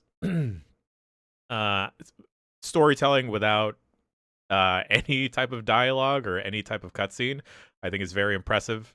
Yeah. As someone that hasn't moved around too much, but is trying to get rid of a lot of stuff, it's kind of making me like reflect on like. Yeah, because I keep getting into different things. I gotta get rid of the other stuff. You're a hoarder, Jan. Should I buy 50 pounds worth of watches? Excuse me, 30 pounds of watches. Oh, okay. Yeah. Well, that's fine in that case. I feel like there's like fewer greater flexes, and would probably make a good, if you were looking to write a bunch of bars, writing about buying watches by the pound is probably nice. A good one. Yeah, that is pretty good. All from Goodwill. So, okay, you're gonna keep talking about Unpacking. I'm sorry. No. And I think Jess, I think it was on your top 10 list. Yes, I think it was number 6 or 5 or something like that. It was 6. And yeah, like I agree. And Unpacking, I want to like reward Unpacking for doing something successfully that you don't see pulled off successfully very often at all, which is telling a story without any words or any characters. How do you fucking do that? We talk about environmental storytelling all the time, but oftentimes when people say like, oh, there's so much good environmental storytelling in this game, they mean like there's a skeleton with a note next to it that says, tell my wife tell my wife I love her, it's my last day working at Umbrella. I can't wait to quit and become a full-time father. Like those kind of notes. That's what I feel like a lot of people think of when they think of environmental storytelling. And this is like literally environmental storytelling. And I think they pulled it off incredibly well. I also want to point out that there are over 14,000 Foley files in this game, which is incredible. Oh. Every time you put something down, it sounds different based on whether it's on this surface, this carpet, that wooden thing. That's nuts. The effort in that is crazy. The art is gorgeous. All these little tiny things are immediately recognizable unless it's a gendered item that you're not used to seeing. My partner was like, what the fuck is that thing? And it's like, honey, it's an eyelash curler. Oh, I thought it was like a thing, like a bunch of cords on its side. It's like, no, like it's an eyelash curler. But yeah, I really liked Unpacking. Is it like top 10 stuff though? I'm not super sure. There's things I feel more strongly about. I feel more strongly about Forgotten City. It listed a little bit higher on my list than Unpacking. But I also understand that that's a bit niche and strange. So yeah, I don't know. Then like maybe I we really, cut unpacking. Yeah. Oh, All right. I Let's pack it respect away. unpacking. Yeah. I respect it so much, though. It hurts to get rid of this one. I don't like being told though, unpacking, that I can't keep my anime figures in the bathroom. So That's where they belong. You got to flush them down the toilet with the rest of the poop. with my No, crayons. wow. Okay. I don't know Yeah. if they're actually. I don't think they're actually shit. But all right. I think unpacking. I played a little bit of that around E3 when that demo was floating around, right? As someone who like constantly organizes and reorganizes shit, I thought it did a very satisfying emulation of that. I just found myself saying I just don't need to do this in a game, which is fine. I can do it in real life. Yeah, I want to pivot a slight bit and talk about Death's Door and how I believe Death's Door absolutely has to be at the top part of this list. All right. Oh, what took you so long? Yeah, we were just whittling it down, like I told you I was going to go to bat for a certain couple of games, and this is one of them. I just think I think this game, like I said yesterday, pretty much is not, again, and I don't want to call it flawless, but pretty much does what it sets out to do and has an incredible amount of engaging sort of gameplay, and the vibe of this thing is so fresh and unique and realized. Yeah. And goddamn that piano overworld score. We're just gonna violins. We're just gonna crumple that up and throw it in the corner. Then who the fuck are we, right? I love that game, and I absolutely think it needs to be considered as a possible top 10. Yeah, I felt a little bad that it didn't make not most stylish, best looking, because I do think it's a very nice looking game. I think it's cute, like your little crow man. Little crow boy. He's a cutie patootie. I would die for him. He's so cute. He would come and make me dead. He's so cute. Crow boy, like a Darby Allin kind of thing. Like what? Yeah, it's Darby Allin in the game. Son of the crow. Like, all right. Dude, if there's a coffin drop in Death's Door, number one. Death's Door, like it made such an amazing immediate impression on me too. In that first boss battle, where you're like, "Yo, you're gonna fight a castle right now." Yeah. Yeah. Like, guess what, little bird? You're gonna fight a castle. You thought you knew what this game was about, but now you're fighting a castle. There's a lot of like, I don't think anyone talks about the humor in Death's Door like enough, because I think it does a really good job being about something kind of grim while keeping it lighthearted and playful enough without making like a mockery of the idea of death or grief or anything like that. It really does have like a really precise, measured sense of humor that I think is really successful. I like seen a couple that people talk about it, but I feel like more people should talk about it. Yeah, no, I've definitely seen it around. I think it also has a really striking presentation. Yeah. I love when you die, it just says like death or whatever, Death. Like shit like that. Like just, enemy introductions. The way enemies kind of like ragdoll flop around is a really cool, fun way to kind of like, there's that communicates something. When you pull that off and you see some, like there's a lot of stuff, a lot of nuances and attentions to detail that I found striking and unique in ways that I just wasn't getting with stuff I played last year. I think like the character designs are so strong. Yeah. The bosses are it's firing really on all cylinders. The upgrade shit wasn't too full of itself and bloated. Everything felt important. Yeah. Hell yeah, Death's Door, baby. Yeah, they could have made it bloated, but they made it nice, like a simple upgrade system. It's like, And I don't need this to be a tree. Totally. Crows are cool. Crows are fucking cool. I tried befriending them last year. I hate Then like this game gives crows like hands. in a way that I feel like crows have always wanted. Take it away. No, You know, I can't do umbrella, that. umbrella weapons idea. in hand. Do you remember that voicemail about us against the birds? This is where it starts. This is dangerous as fuck, man. That's why you got to befriend the crows, Jan. You got to get this done.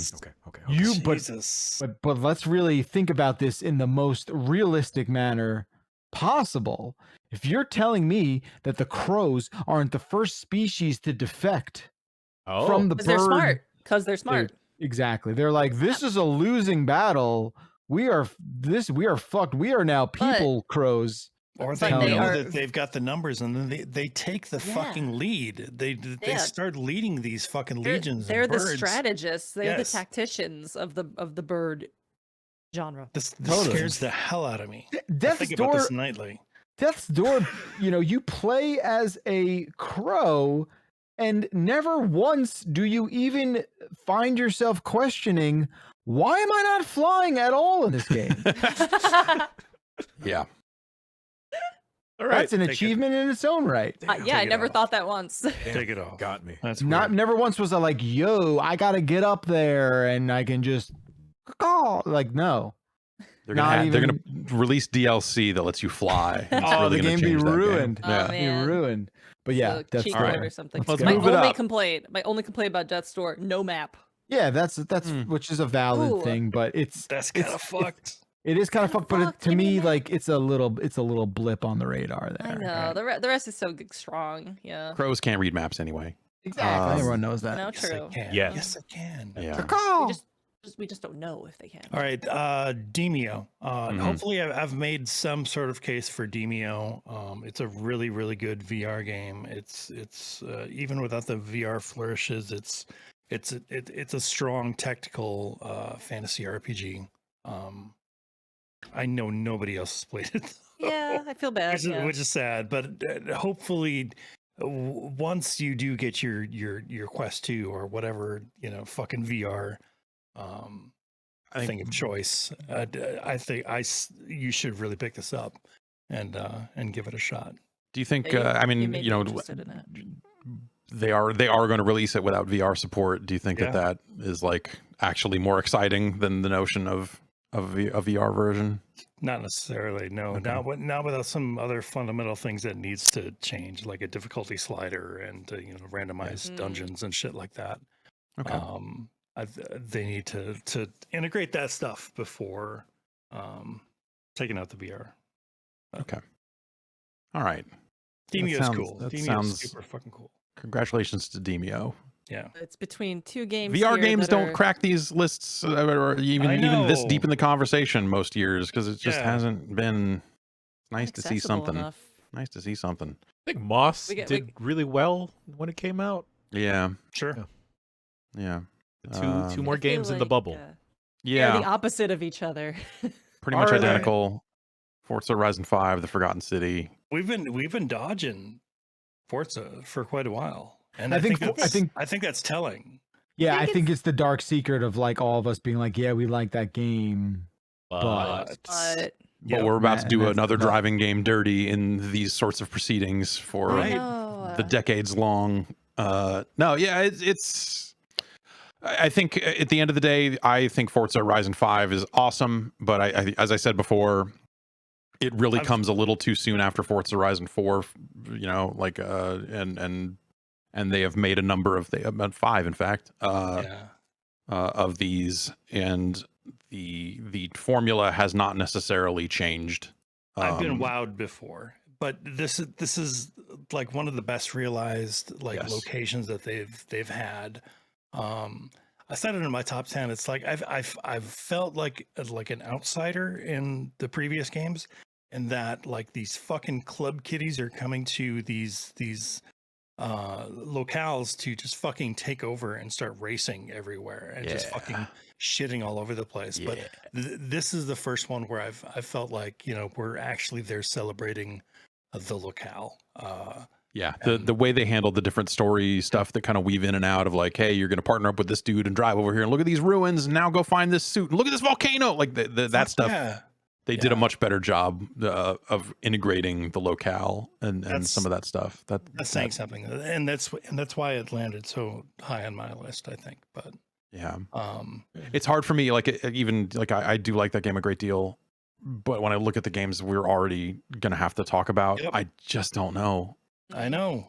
I would take it over a lot of the games on this list, I guess, but I don't. When I think about the other arguments for the some of this other stuff, I don't think it makes it through the other side. Yeah, it's a really tough cut, but one day they're gonna it needs make to be done. a car game that's really compelling. Like the most compelling story. Yeah. Like, They've done some sort of like thesis going on or something. It's gonna be like, ooh, this looks like a car game, but guess It's what? You're called gonna cry in it. The or something. Wheelman. Vin Diesel's tour de force. The Wheelman. If you didn't cry, did you even play it? And that is the movie Driver, that The San Rock Francisco. is going to star in. That's what he's teasing. That's what he's been teasing. It's how him and Vin Diesel All bury makes the hatchet. Yeah.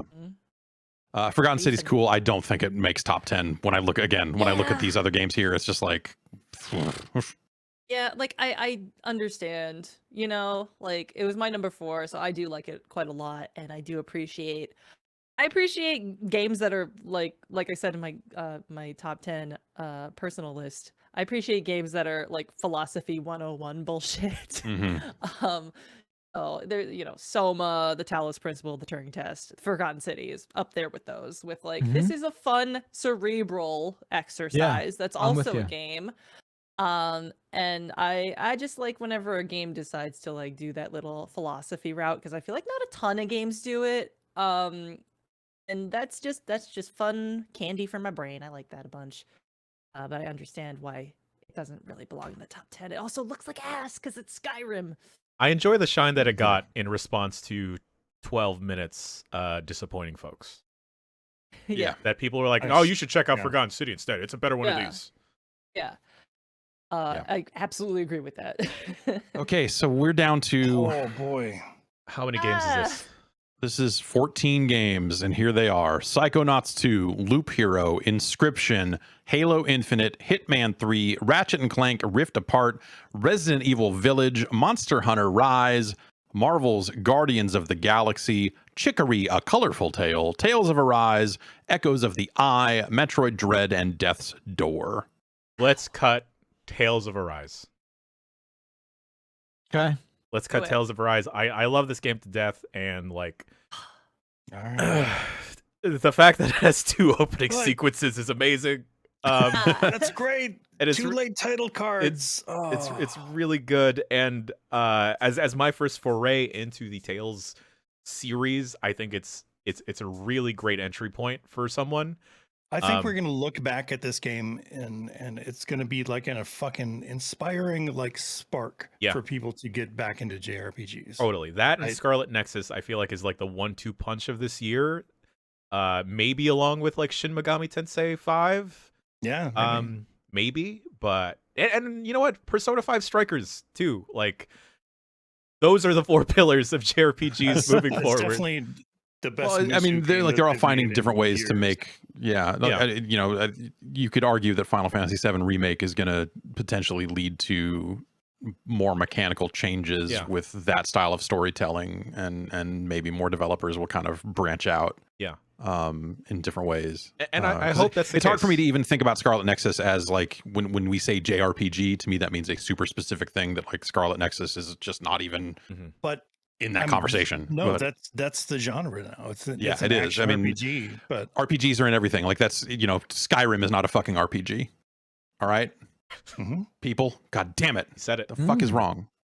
The genre dicks. Goddamn action Loop adventure. isn't a time loop game. But Tales of Arise, I think it's super fantastic, and like if you have like bounce off JRPGs in the past, kind of had like the itchy taste for one more, definitely Tales of Arise. Yeah, itchy taste. Tales of Arise. Also, eventually, the dude that they called Iron Mask, they highlight in the beginning of the game how stupid it is that they call him Iron Mask. It's like, how do you eat? And he doesn't have an answer. His entire face is encased in iron. A lot of liquid lunches. Juicing. Oh fuck. Yeah. Okay. That's 13. Guess Gosh. Okay. No one said it'd be easy. On that same bit, I think Halo Infinite is a lock. Yeah, I think so too. And I'm saying that as someone that didn't finish the campaign and only really touched and dug really, really deep into the multiplayer. I don't remember what's happening in Halo lore. But like the last time, it's okay. Neither did the people who wrote the Halo Infinite campaign. But like with Halo Infinite, the multiplayer, it transports me back in time to when I was way too into the multiplayer in Halo 3. But with doing enough modern touches to kind of like make it faster, right? And God, it's just so good. And like every time you dip into that, whether you're playing solo, you're playing with friends, like there's always a moment that I wind up walking away with. And 9 times out of 10, it's because of that stupid grappling hook. Yep. And Halo Infinite made it to number 3 on my personal list solely on the multiplayer.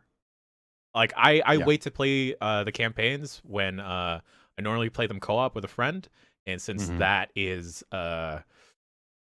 isn't getting implemented until like way down the line, like I haven't really touched it that much. But also, I hate to think of Halo Infinite as like a redemption story, but it had everything going against it.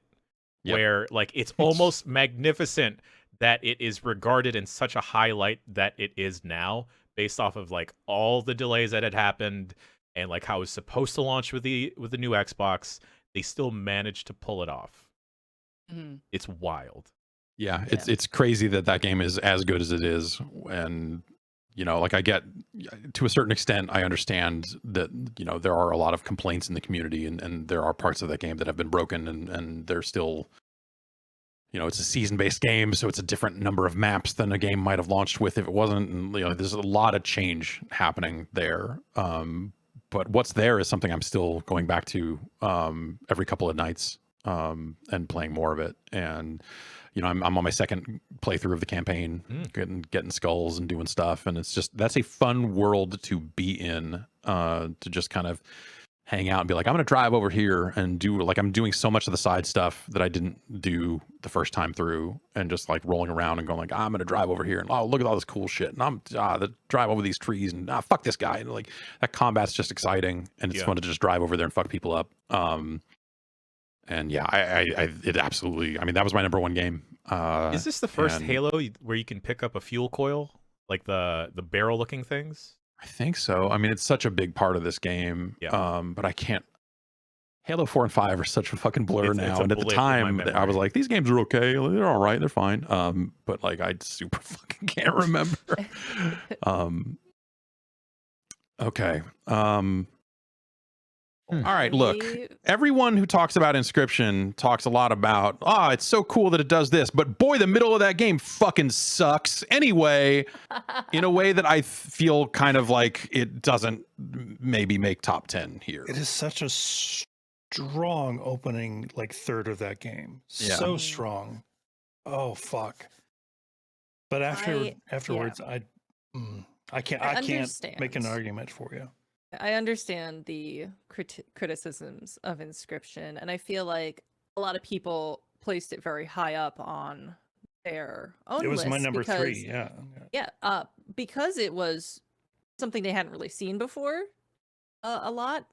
It does a lot of neat things that most people don't get to see in games unless you are into like the indie scene or stuff like that, and previous games from this developer, which were more indie style, did this kind of stuff. So I was not surprised by the places it went particularly. I do feel its presentation is like, those twists were still presented very interestingly, and they were still exciting.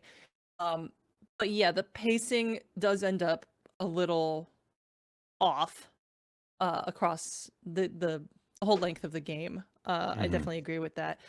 Yeah, I'm wondering if it isn't top 10 either. Yeah, I think I am just looking at a lot of the other stuff on this list and thinking about all the conversations we've had about Inscription and the caveats that came with those conversations, and it kind of sticks out to me at this point. I know, but that said, I still feel strongly enough toward I don't want it to go into the bottom list. Like I could maybe see this popping back on if we have a sudden epiphany about something else that we weren't that hot on. But let's move it down into the Tales of Arise kind of the double bubble zone here, and then as we order the list, if we get to a point where it's like Inscription's certainly better than our number 10, then maybe it creeps back on or something. Yeah. But I feel we're just bold and stuff now. I am having a hard time seeing Guardians of the Galaxy. I've been wearing overalls this whole week just so I can do this. Straps do are off. All right. All right. Wow. Oh shit. Oh my God, let me huge preface under this there. by saying everything about this game is frustrating and annoying to me. The characters, the dialogue, the voice actors, the type of the way that they have you call the other characters' powers into play, just the gameplay, the action, that part near the beginning where you're having like a shitty little shooting contest with Rocket, and like I just like there's so many things that I feel like the only thing I can say about it is, boy, it really seems like they're trying a lot of different things, and that's cool, but I don't like any of the things they're doing. Mm-hmm. And 100% valid, 100% fair. I think it may be the best story of this year. Not only does it really tackle a lot of very heavy stuff about feeling like you don't belong, like you're like a ragtag. Each individual person, member of the Guardian, is a trash person. One being a literal trash panda. He'll get mad at you if you say that, but I think them realizing that and them banding together really reminds me of my personal life in a way that this year specifically, I really missed a lot of my friends. And sure, I got to see some of them, got to hang out with them, but in a way that like I don't feel like a complete whole person, but together with the homies, the home girls, the home thems, we form almost a functioning human being. And it does a thing where it's like the story goes in really dramatic places, and it makes me actually care about each individual Guardian. And it's funny because I think the Guardians of the Galaxy movies are some of the more palatable ones from the MCU. And I know that we've reached peak MCU saturation. And speaking as a Marvel fan, I agree. Like, we've been on that for so long. But I think that Marvel's Guardians of the Galaxy managed to tell a better story than all of the MCU movies. And that's because of the medium that is using of video games, where you have this breadth, you have this runway of time to tell all that. I know that the the beginning of the game it can be very, not jarring, but throw a lot of people off. I remember when we saw this during it's boring in the beginning. Yeah, it's really when they were showing trailers and stuff, it was just like it looked super whatever. This led like 30 minutes in someone's press conference. I don't remember which one. Squares. It was like, Squares. It was a drag. Yeah. And I was so ready to poop on it because I hated Marvel's Avengers. You know, that was a game that might have been better as a single player game because, you know, Kamala's story was really great. And then this comes out and I'm ready to poop on it. And then Bacalar made the mistake of letting me sit in on that quick look. And then that's when like the bugs started kicking in, where yes, we can argue that Joss Whedon has ruined a bunch of movies for numerous different reasons because he's a piece of shit. But this can be quippy in a way where, like, in Tales of Arise, people are yelling nonsense all the time to yell nonsense. Here, some of the nonsense at least has a little bit of context. And like the way it handles grief and accepting grief and helping other people accept that. You know, a big part of Peter's story as Star-Lord is that he loses his mom very early. And that is like a scene that you continually keep revisiting throughout the story. And as you revisit it for the last time, as Peter, you have to accept, like, she's gone. I can't go back. There's no way I can bring her back. And from that point on, you help other characters come to terms with their grief and their loss. Like, there's a whole portion of the game where you're helping Drax the Destroyer come to terms with the fact that there was no bring back his wife or his kid. And they actually handle it in a really neat way and like a really touching way where all these characters are like really banding together to like, yo, man, like, don't like, you can do this. I know who you are. I know what is inside of you, that you can transcend this. And it kind of like does a thing where it's like taking a stance against religion almost and cults, where it's like the big bad in this game is an evil cult. They are weaponizing religion. They are weaponizing faith. And the way that they managed to turn that around, and that like the faith doesn't have to be in some big beyond or stuff that you've lost. It's stuff that you have now and the people you found now. And I don't know what it was. Maybe it's because we've been in this pandemic for X amount of time. But geez, like it just made me miss my scumbag group of friends so hard. And it just like transported me back to a time where like you just kind of feel invincible because the people you're around, you just love the shit out of. And this reminded me of like our last E3 that we were all in person, like that last segment where Xavier Woods was there, and then suddenly like, oh shit, Kenny Omega's gonna be on set. How do we do this?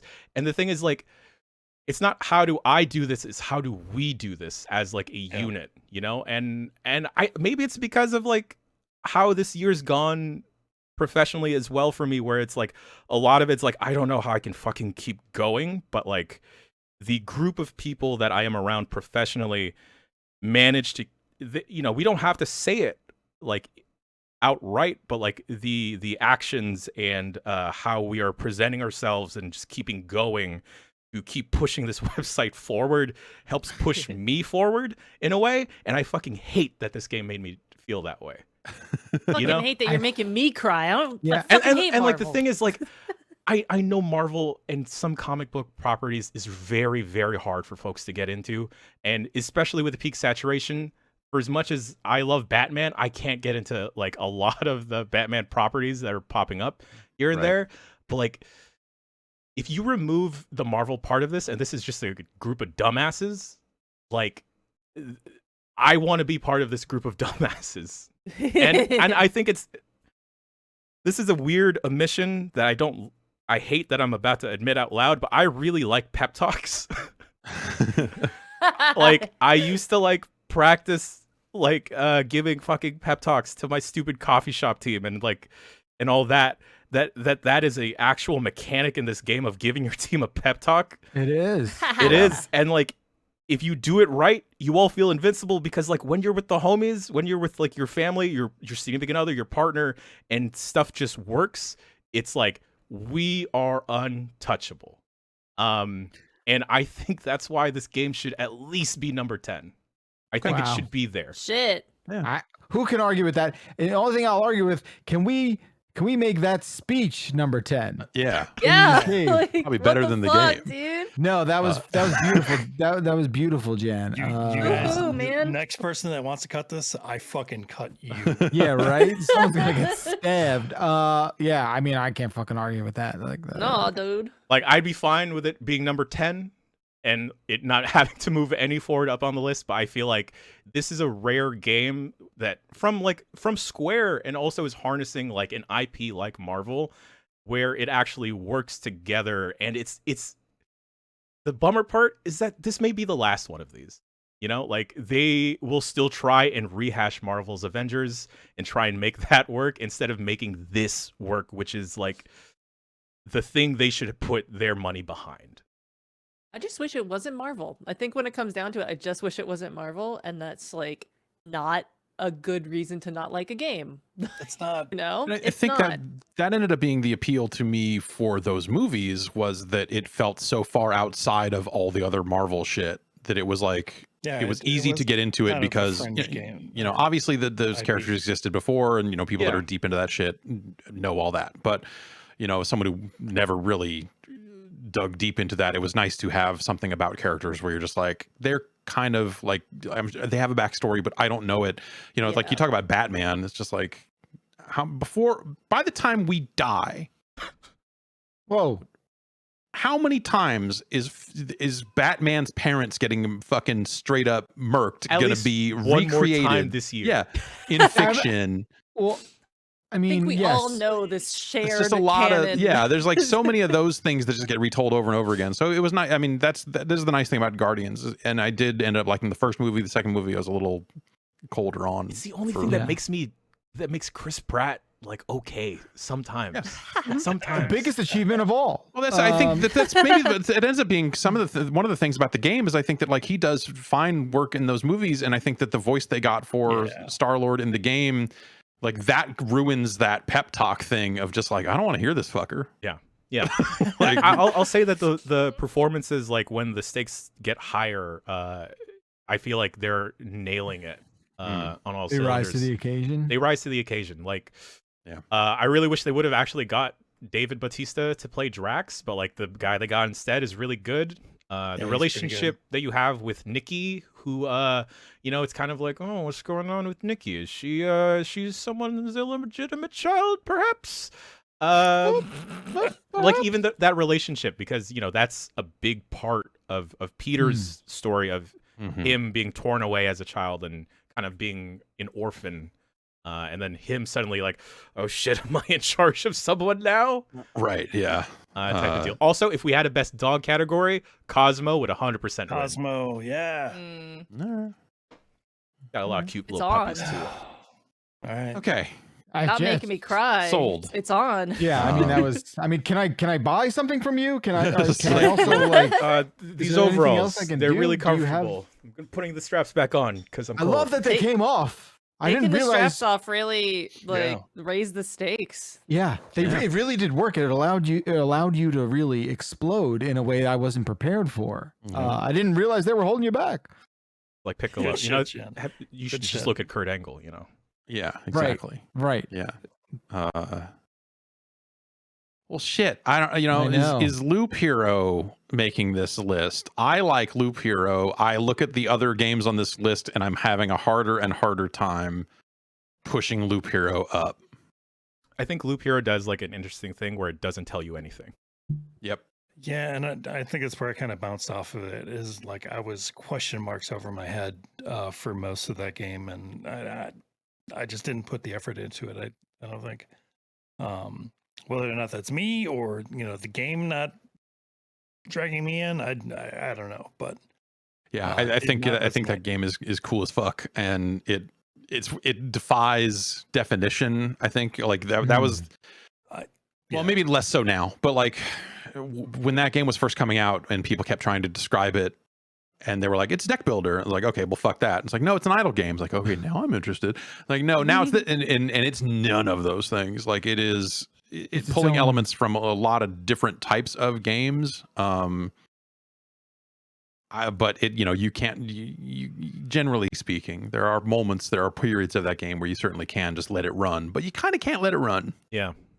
It's active in a way that I had to turn on the option to like automatically pause the game when you get back to the campfire because so much stuff would get away from me. Yeah, you need some time to stop and think and go like, okay, am I really up for one more loop around this thing, or am I going to get fucking smoked? Yeah. I like that. I think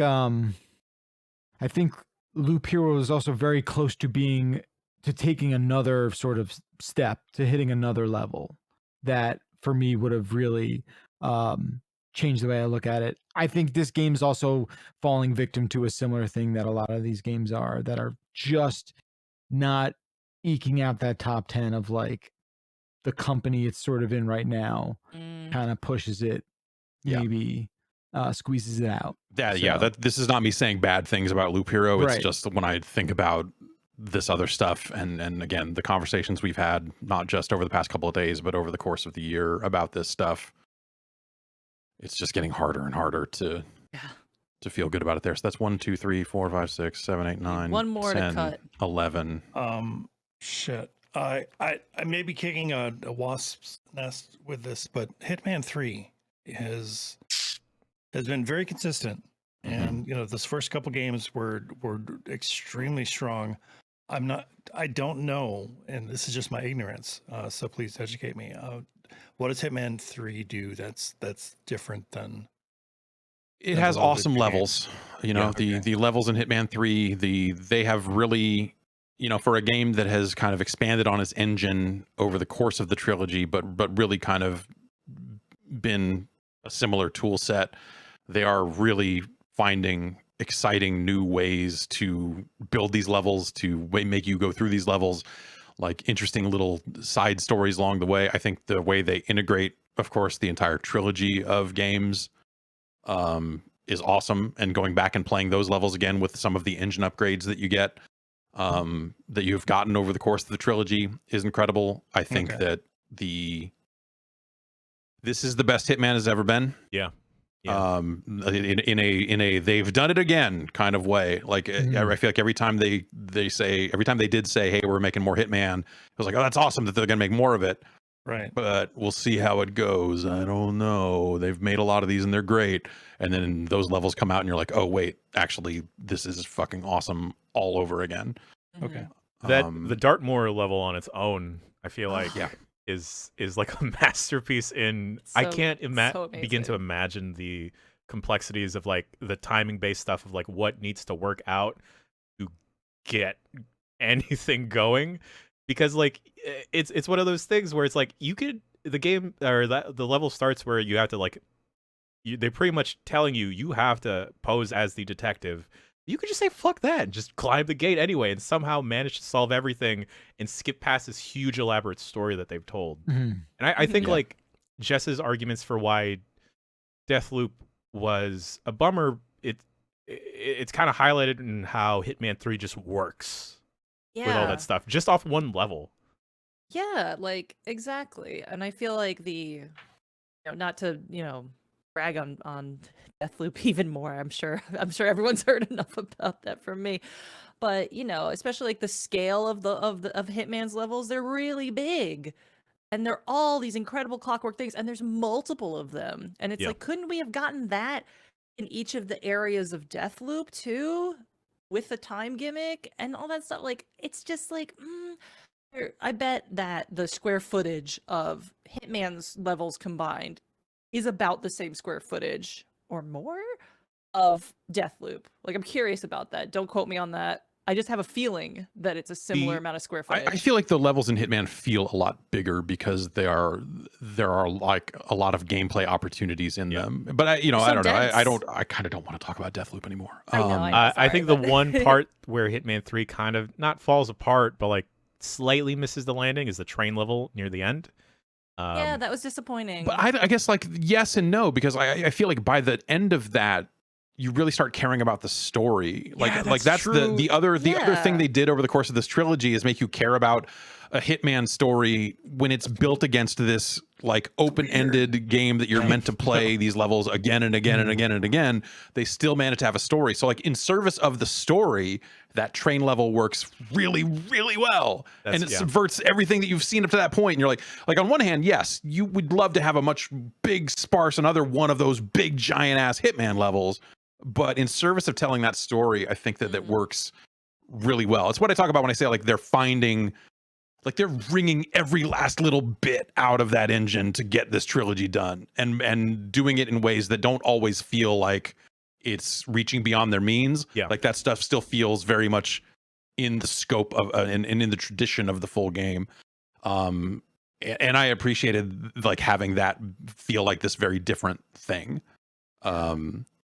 I feel like my only knock on Hitman is like, the way they sold it and the way that it, launched and importing the other stuff. And then they just relaunched it again because they hit their year anniversary and launched on Steam, getting out of their exclusive deal. And it was still kind of weird there too. Like after a year, they hadn't found a great way to just sell it. But I think that what that game is and what they did sell, even if you're just looking at Hitman 3, it's fucking awesome. Yeah. And the notion that they were able to stick this one after making two incredible games and build on it in meaningful, cool ways, I think is absolutely a game that belongs on this list still. Yeah, I think so too, actually. Yeah, it'd be very easy to just go like, they've done this before, and I think that maybe that hurts its position on the list a little bit, but I still think this is absolutely one of the 10 best games of the year. Nice. I think so too. Cool. If there's 2, maybe 3 that I think are candidates to be off the list, and this is very hard. I don't personally have any interest in Monster Hunter Rise, but I'm not going to let that get in the way of a compelling argument. And the other 2 are games that I have played, Metroid Dread and Death's Door. I haven't completed either of those. But those are the ones that I feel the least strong about right now. I don't know if anybody else is on a similar page as me. I definitely feel extremely strong about Monster Hunter Rise. That was my number 1 game with a bullet, like by far. I've said it before. They very easily could have done like just a light version of Monster Hunter World, but they went for it, and that's saying something in the franchise. They've done very small iterations on previous formulas. They've still been moderately successful in those, in that it's a very niche audience for that. But when Monster Hunter World came around, like they set the world on fire. Cracked, it cracked that mainstream. And like I said, it would be very easy to just say, "Holy shit, we struck gold here. Let's keep going with this." But they didn't. They made a completely new fucking world. It was thematic. There was a huge art direction change. There was there's new monsters being introduced, of course, but more importantly, there were new mechanics that served to speed up combat, to streamline a lot of things. There were so many quality of life additions that it completely, like, it blew me away, like how fucking hard they went on this game, and it hit very hard. Yeah, the mobility in the game is wild. Saved it in my mind from being cut.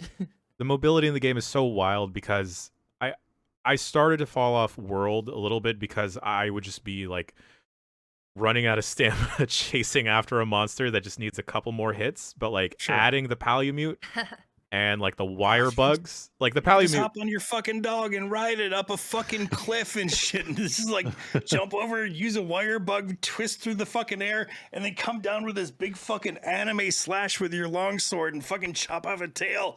It's amazing. That game is sick. Cool. Also good. You can drift with your dog. Fucking dog drifting. We didn't get into the dog drifting yesterday. Dog drifting. Because I knew we would get into it today. I'm sold. Yeah. Cool. All things being equal, Echoes of the Eye is DLC.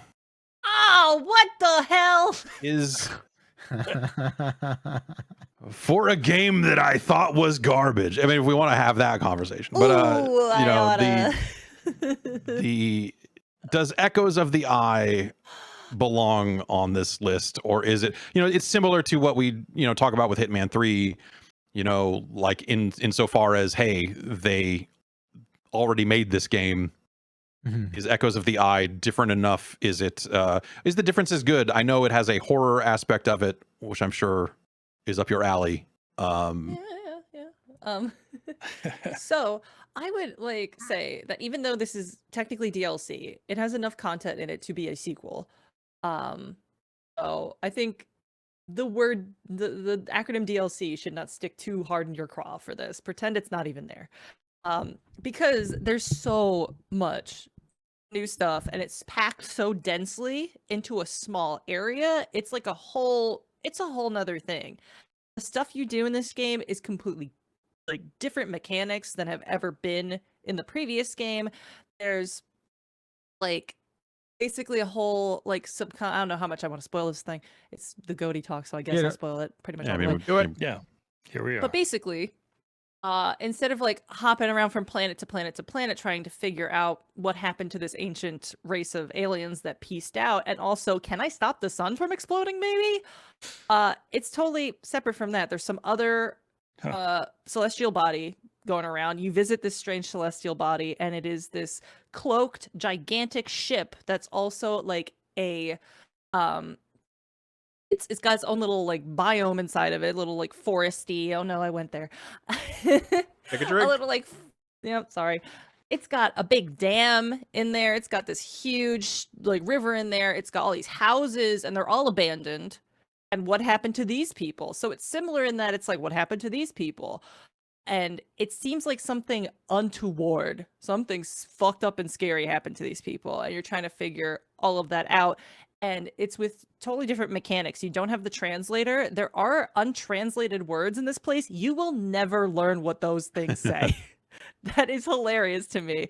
Like, I'm sure it just says like the mill or something. It's just the labeling the thing that it is. You never read a single fucking thing in this DLC. This is all told through these incredible, strange, kind of like psychic / technology flashback like storytelling things, which is really interesting. Like this whole race that was here, like was really into, I guess, photography and like basically like film, sort of like their version of film is how they like tell their history. Oh, no. This is just a ploy to get jammed. Yeah. So you find all these like really 50 cool pounds of fucking black and white film. you find all these $1 million. You find these reels that are like viewfinder type things. You put this cool lantern in there, and you find out their history from finding these different reels, and a lot of them are destroyed, and it's like, why are they burnt? What are they hiding? And it's just, you're the nosiest motherfucker in the universe, because you're just like, I need to know. And it's scary the whole time. It's a little bit fucking scary because you're a little scared to find out what did happen to these people. Why did they destroy their own history? This must be something so dangerous that they don't want me to know about it, so I have to learn about it. So fuck you. They just forgot about their boxes of tapes, and it all went to e-waste. They paid the movers, and they left them there at the house. They had a whole reel burning machine to get rid of their own history. It's like, what went down? Why? I need to know. And you also find out they're not really dead. They're maybe half dead, dreaming something. It's a little eldritch. You go to like an alternate world. It's not just this physical space. You go to a metaphysical area that might be a computer program they made to continue living past their own extinction. They and digitize like, the tapes. Yeah, they digitize their tapes. Finally. Who could have thought? But it's like, what were they running Eric from? Tay on the phone. We've got the answer. But it's like, what were they running from? You've got this lantern that does all these kind of crazy things. Like the lantern does different things in the physical world as opposed to the metaphysical world. So it has these different like gameplay aspects to it. There's some stealth elements to it. There's tons of like environmental puzzles, and you're figuring those out. It's like, what does this do? Holy shit. And what's really excellent about not just this game, but also the original, base game, is that it doesn't limit you from doing a damn thing. Your only limitation is your own knowledge. And that means that if you are incredibly lucky or just look up a walkthrough, you can just boot up this game and just run to the end and beat it if you know exactly what it wants you to do and where to go and the process of doing so. There is nothing preventing you from just going and doing that except your own inventory of knowledge. And I think that's so incredibly well designed that I can't even wrap my head around how you even start to design this stuff to not be like brute forceable. And if it is brute forceable, the person's going to be confused about why it happened, and it's not even going to be fulfilling. So there's no real incentive to even do that. It was just nuts. I can't believe people can make games like this, and there's like no words, and it's all puzzles somehow. Yes, I have a question. Cool. You've positioned this that even though it is a DLC type of thing, could this have been something outside of the Outer Wilds universe, like without those tie-ins, and like you just position this as like you're an explorer, like finding this stuff, and you just come across this type of thing? No, because it is a standalone like title basically. Like you can play one or the other, play one after another, play a little bit of this, a little bit of that. Doesn't really matter. Integrates it into the main game though. It's not like a launcher where you choose Echoes of the Eye. It's like it builds into the game and absolutely. And it still has to do with one of the big plot points of the main campaign, which is the Eye of the Universe. What is it? Why was this ancient race of aliens so obsessed with finding this thing? Did they find it? Is the sun blowing up because they really wanted to find this strange beacon that was sending out odd cosmic rays? Is the nature of the eye to draw you to the eye to destroy yourself? Is this some sort of cosmic death drive or something? Like, there's tons of questions to be asked about that. This is also another race of beings that were also a little obsessed with the eye, and they discovered it and were like, what the fuck is that thing? I'm gonna go look. The curiosity got the better of them basically, and they destroyed their planet to make this giant ship called the Stranger, and which is a fucking cool name for a ship. But I guess the protagonist named the ship. And they were going to visit the eye, and they destroyed their whole planet to do so. And then the closer they got, it seems like the more scared they got of what they were going to find, because it's not entirely certain the nature of this eye. Is it bad? Is it just a force? We're not sure, but there's something afoot here.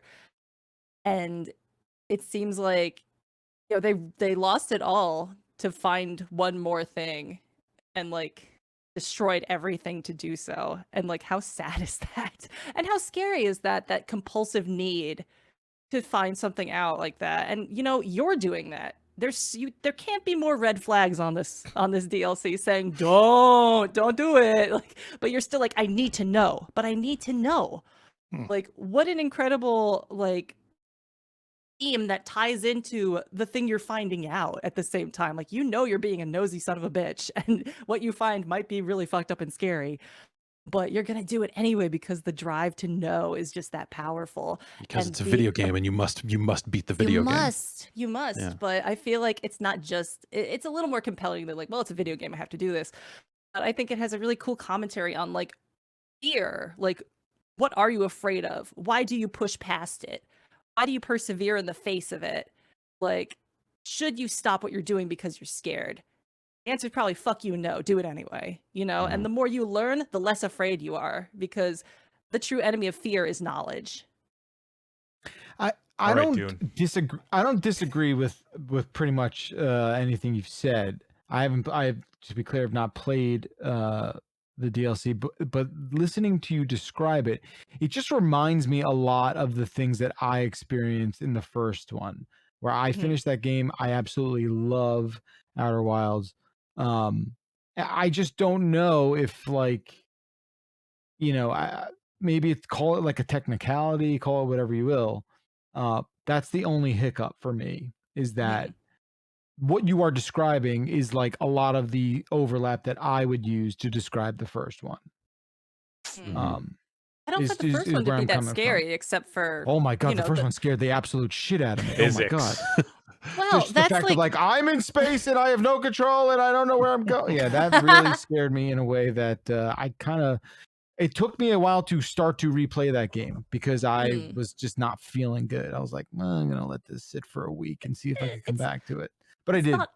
It's not like chill. But that's why I think I asked like, how tied to the original does it feel? Because I feel like I would have hit this up if it wasn't tied to Outer Wilds, because I felt like my experience with that game just ended on such a note where it's like, all right, we're done. We're never coming back. I thought like that's another reason why I want it on the list, is because at the end of Outer Wilds, I thought this is so final. Like, I feel like the base game is about facing the end and accepting the end and the horrifying inevitabilities of just being alive, which is a really fucking cool thing to do.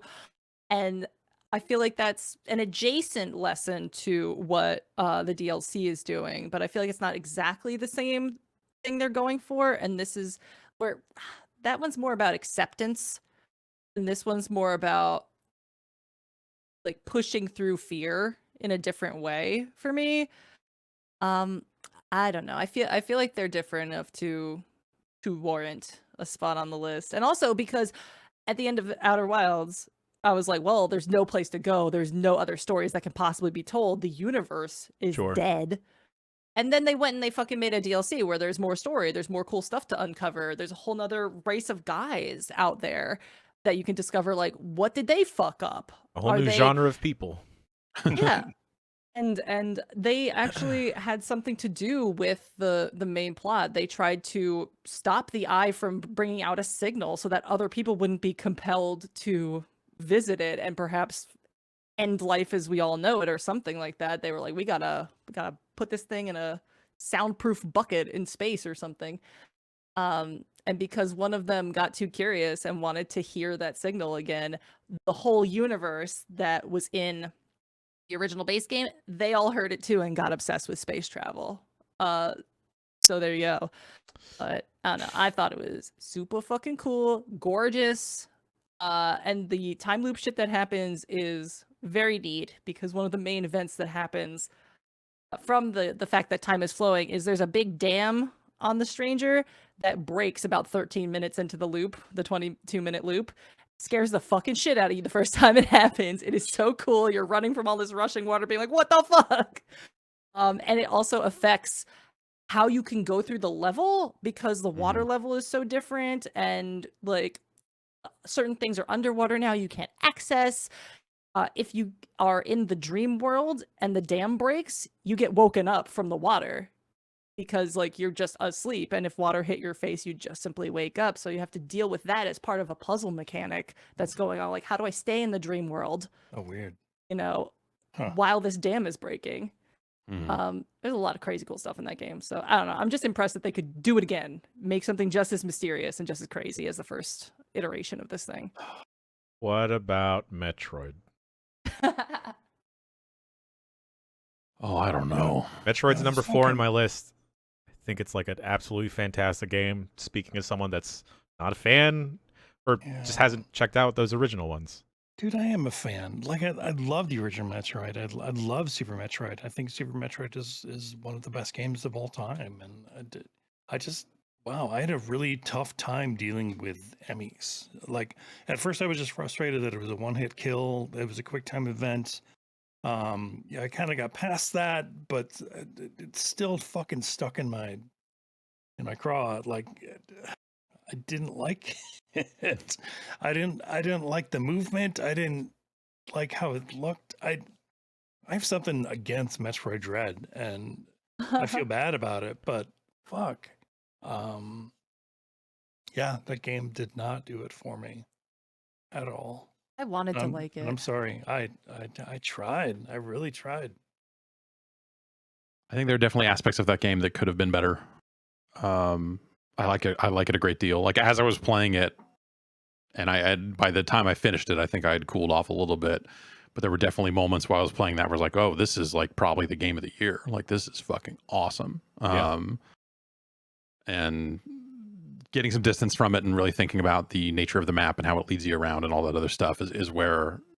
And also stops you at certain points too. Like, it hamfists you into like there's a point of no return, like several times in that game. Where you can't go back and you can't explore. You need to kind of just like start randomly fucking shooting things in the wall to see if you can go forward there. I don't know. I kind of liked that stuff in the sense that it, like, that's Metroid. You know, if you think back to original Metroid and some of the they didn't walls, gate you though. Yeah, they didn't really gate you. You could always go back to wherever you were.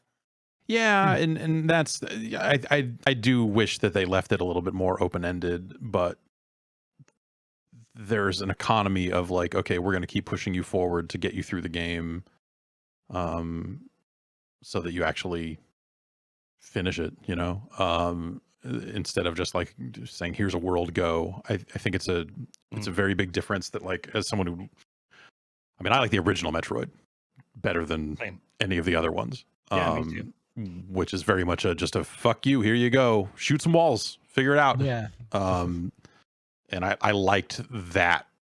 An aspect of that came back here. In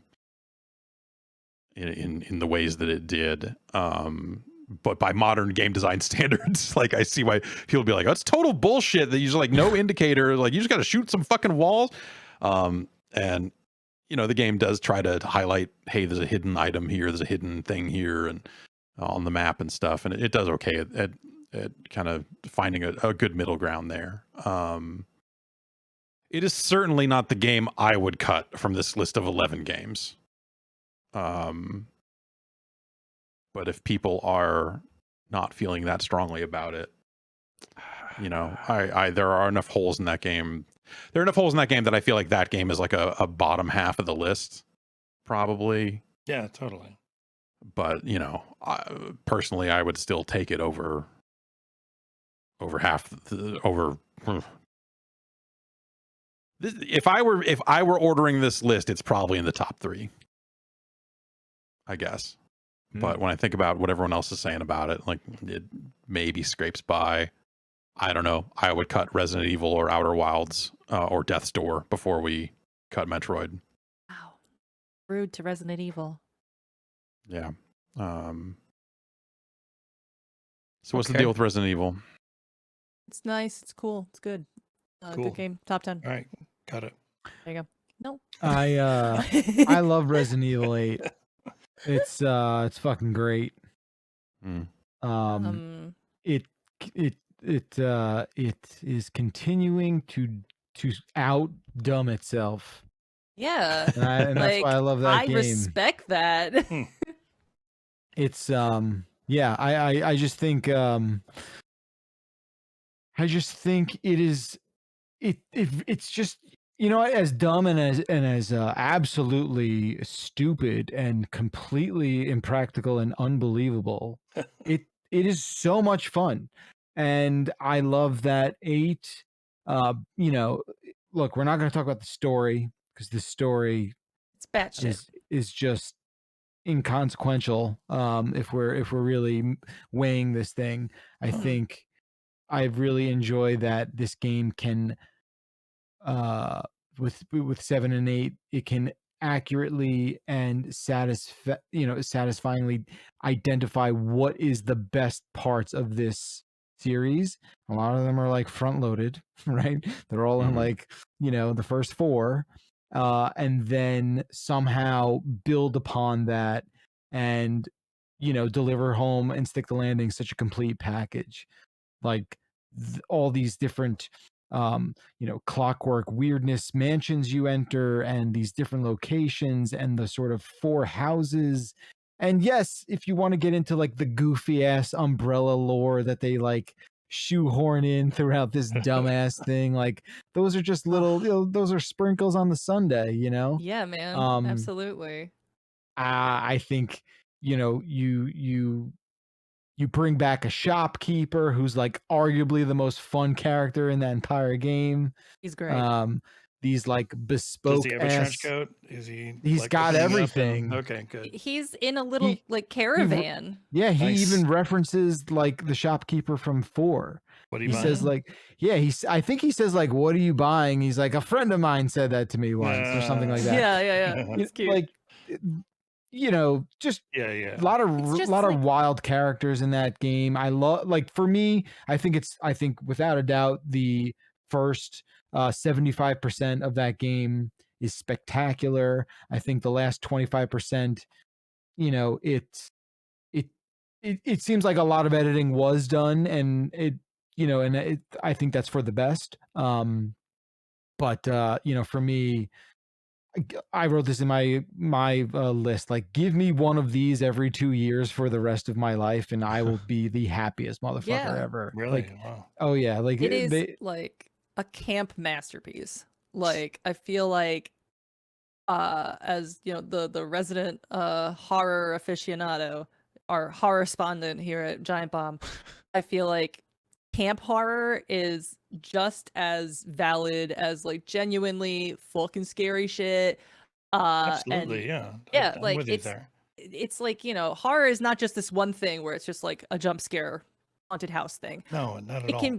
can have all these little things to it. Horror games can tell such incredible, effective, emotional stories. This is not one of those. Oh. But this is the other side where it's just camp fucking fun. This game is having so much fucking fun with all the things it's doing. It knows how stupid it is, and it does not care at all how stupid it is. I respect that deeply.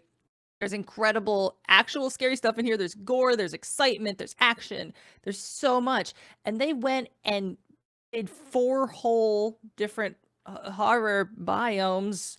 No, sure. Yeah, no, for all sure. of the houses. No, Like they fucking, you know, you've got the Dimitrescu Manor, which is just the classic Resident Evil mansion with the classic Resident Evil bullshit in it, with this big sexy lady in it that dies immediately, which is really funny. I thought that was wild when I heard that she is the big bad of the game. No, yeah, it's with great. How horny the internet got for her. What's crazy is that that happened after the game is done. Yeah. The other lords are just as interesting and charismatic too, but like, you know, they're not as bodacious looking. But except Heisenberg.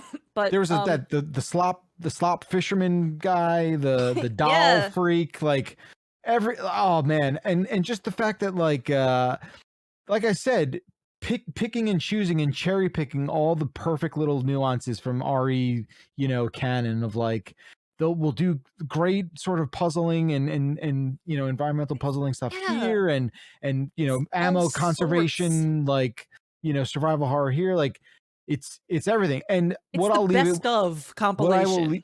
And what I'll leave it at, Resident Evil 8 is the most fun video game of the year. Like it's the most, like that's the game where I just like sat down and just laughed myself to death every time.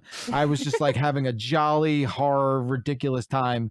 You know, like it's just it just felt so much fun that I had to keep going and had to keep seeing, because it's like, you know, I was just giggling like a little idiot.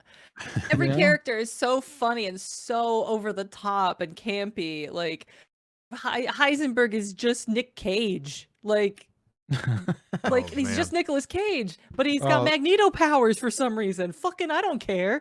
Like that's hilarious. And like they went and did werewolves, vampires, ghosts, swamp things, and Frankensteins in one game. That's fucking nuts. So like it's like a Monster Mash kind of thing. It's a Party City Monster Mash. I think so. It's amazing. It's the what we do in the shadows of Resident Evil games. Yeah.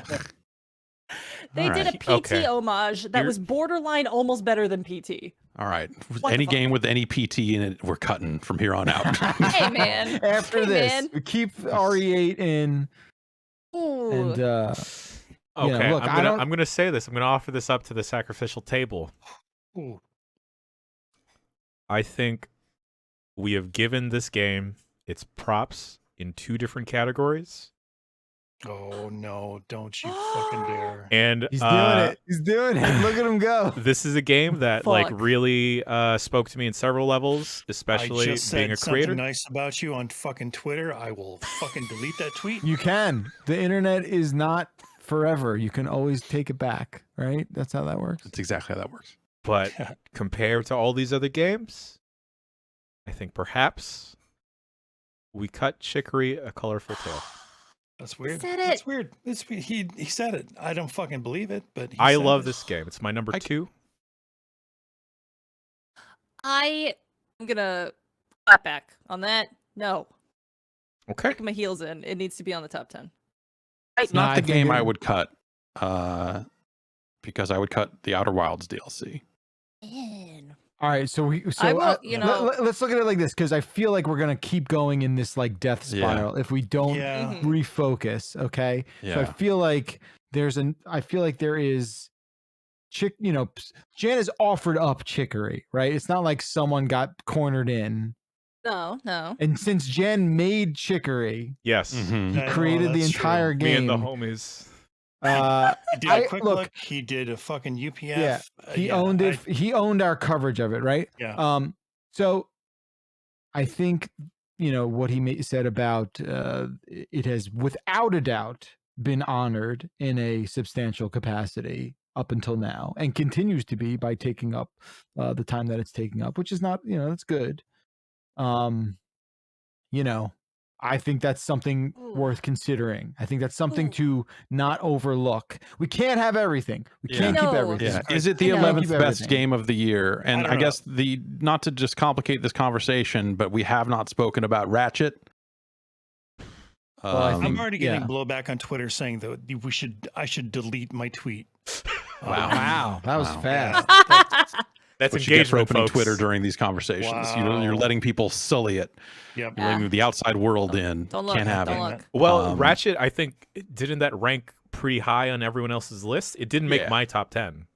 Ratchet's awesome. I could see the argument of they just made another Ratchet game, but it looks pretty now because it's on a new platform. Like, I think that's, if you want to take the negative side of Ratchet, it's that. I don't necessarily subscribe to that, but that's the hole you shoot in that game if you're shooting holes. Yeah, and I feel like the entirety of my praise for that game is centered around the fact that it is not that same old Ratchet shit. Especially with, especially when we were talking about it when it came out, of just how taking that extra step that series absolutely it was a must have. Yeah. Yeah, I think my appreciation for that game is largely in its smoothness, and a lot of that comes from the power of the PlayStation 5, the transitions, the visual fidelity, all the other stuff. And the rest of it is, I just like a good Ratchet game. Yeah. Yeah, it's fun. Hell of a That's game. a fun ass game. Yeah. Yeah. I think the thing I would take off this list is Death's Door.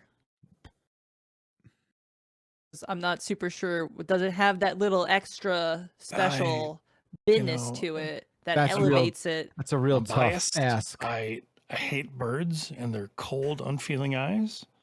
So that's where I would lean. Yeah, I mean, I want to honor uniqueness. I want to honor freshness. Yeah, feel good about that. I get that.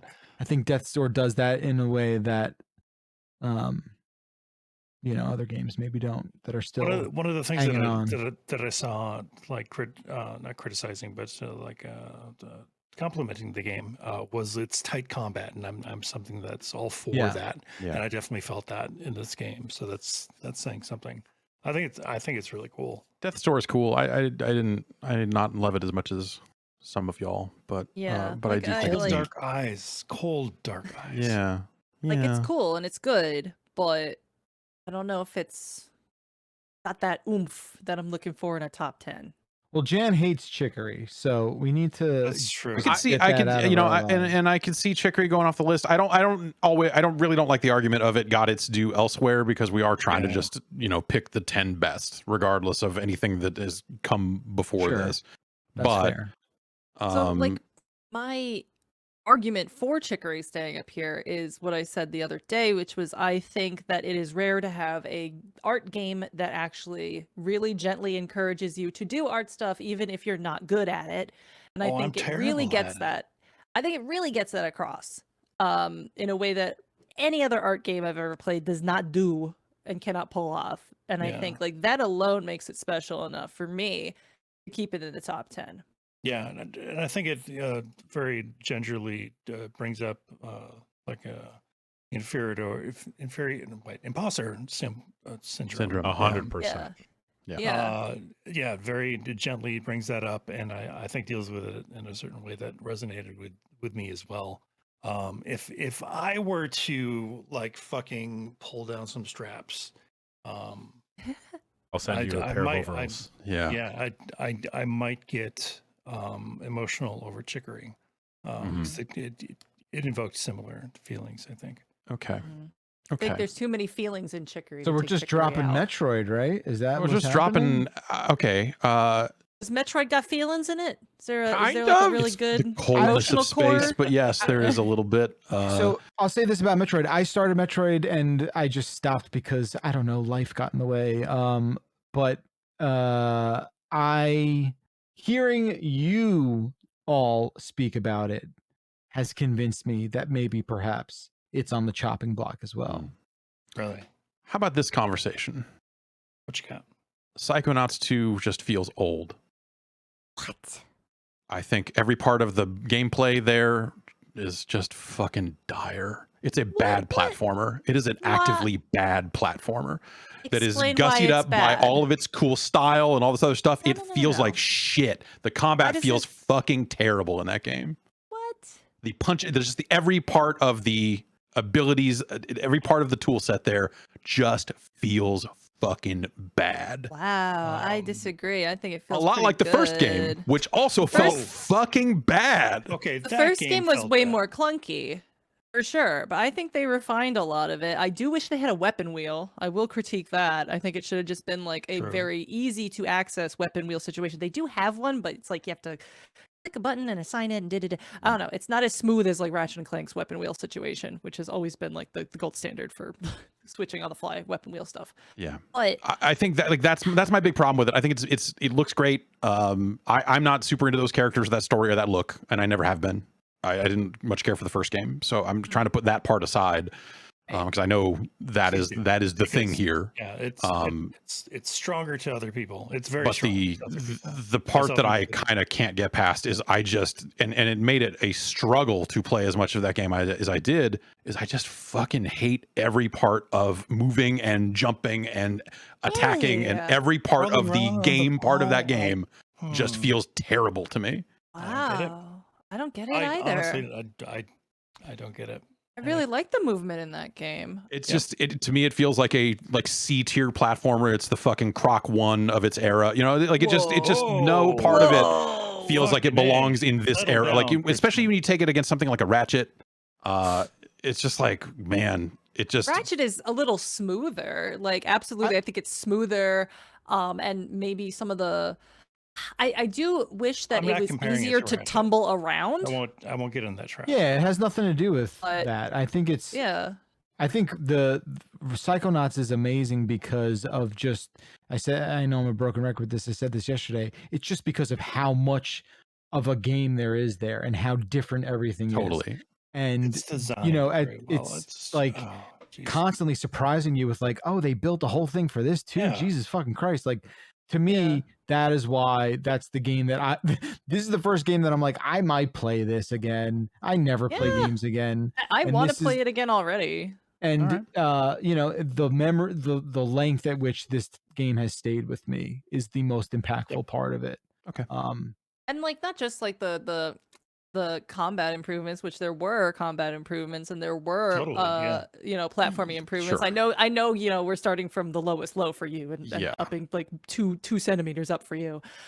But they did improve that, but they also improved like so many of the little problems from being a 2005 game, like narratively and level design wise, and also they made the figments easier to find and actually improve the hitboxes on them, so you can actually fucking touch them and pick them up. Sure. They have more and better and interesting collectibles, tons of like little upgradey things that are like that were not present in the first game. You just got a power and that's your power. I don't remember there being any like real upgrades.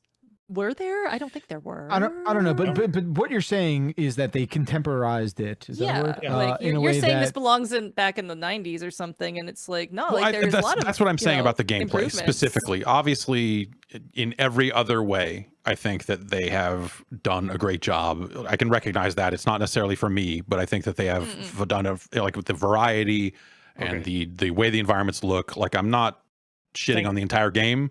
I am saying. The act of playing this video game still feels bad, and they had a long time and a lot of other games to look at that fixed this problem from that era of platformers and didn't. Yeah, the only problem I had with the moment to moment stuff was just like, you know, the psi power selection stuff. I just thought there's just a better way to do that, and that game did not figure out the way. Okay. I mean, patch that in, figure it out, but yeah, that for me, that's the only ding that I remember. But yeah. Okay. Somebody. Then what do we cut? what do we cut? We can't have. I still feel like the Outer Wilds stuff is like Am I the only person that's into it, I think? When I think about what we're saying about all these games, like I feel like Outer Wilds is probably still the weak one here, and I don't want to make it a conversation about like, hey, it got Game of the Year it came out originally, or hey, this is just DLC, but like. I think I'm the only person into it. I think the arguments for the other games just sound stronger to me. That's kind of where I'm at with it. I think I'm on that side to cut it. I mean, you sold me on playing it, Jess. If that, and that's something. Cool. If we can get Psychonauts 2 in the top 3, this is fine. We're not trading here. We're not trading here. This isn't the draft. We'll see where we get to. I thought this is part of the thing you do. See where I we don't get know to. either. I'm kind of with you too. I'm like, should I start brokering? Like, do I have to negotiate? No, I have That'll to happen during the not break. that, Happens during the break. All right. I'll move Outer Wilds down here for the time being. And we've got a 10. We've got Psychonauts 2, Halo Infinite, Hitman 3, Ratchet & Clank, Resident Evil Village, Monster Hunter Rise, Marvel's Guardians of the Galaxy, Chicory, Metroid Dread, and Death's Door. Could this potentially be the order? Could this potentially be the order? It could be. Let's get into that conversation on the other end of a break. All right. We take a minute here to. Is this when we go get alcohol during? I was going to say I got to be drunk for this. I might start drinking. Yeah. I'm afraid to play. We're back, and now it is time to build the final list. We have got 10 games. Time's out.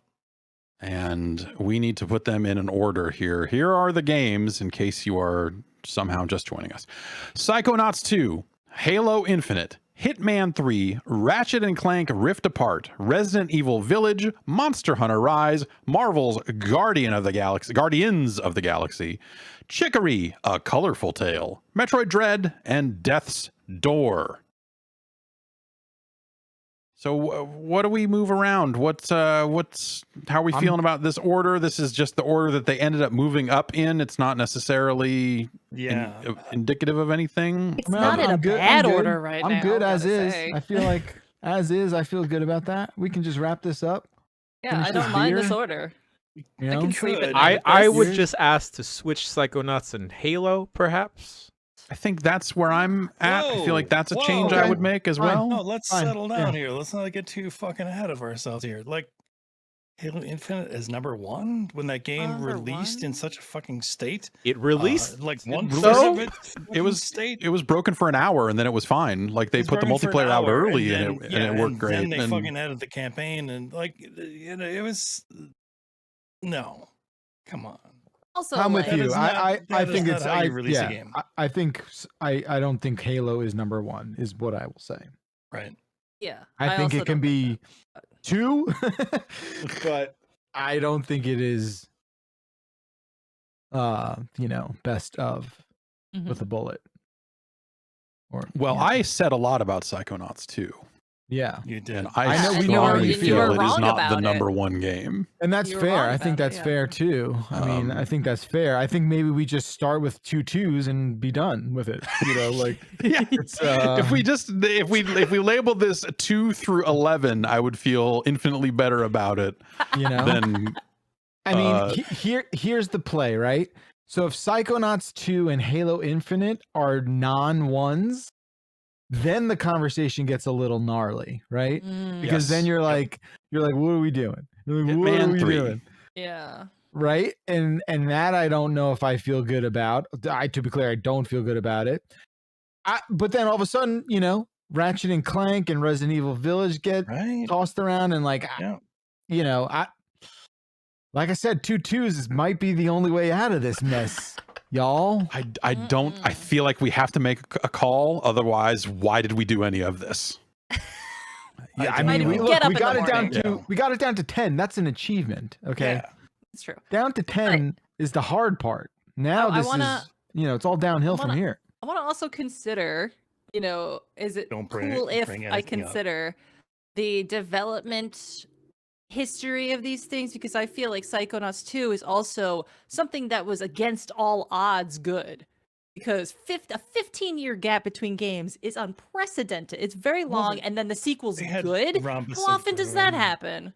Yeah, I mean, I'm with you. I like, if I were to like make, if I were writing the review for Psychonauts, that would be a big part of the conversation, or at least the intro, right? Yeah, but I think at the end of the day, we're looking at here's what got put out, here's what people are playing. Like, that stuff's fine and good, and yes, it's interesting backstory, but right. But because it's a sequel, I feel like you have to discuss it because it's a sequel. It's important history. But what Jeff's saying is, no. it's just at the end of the day, it's not necessarily about how we got here. Yeah, players shouldn't have to know or care about the development of games as much as like it's a fun. Like I think people who really care about games love to dig into that stuff. But like we're the only freaks that care. Not about the development. You're not quite hearing what I'm saying. But I mean, like, just you can just play this without having played Psychonauts 1, of course. Sure. But I think like the improvements they made between those, especially like narratively and emotionally and empathy wise, are huge strides when they could have just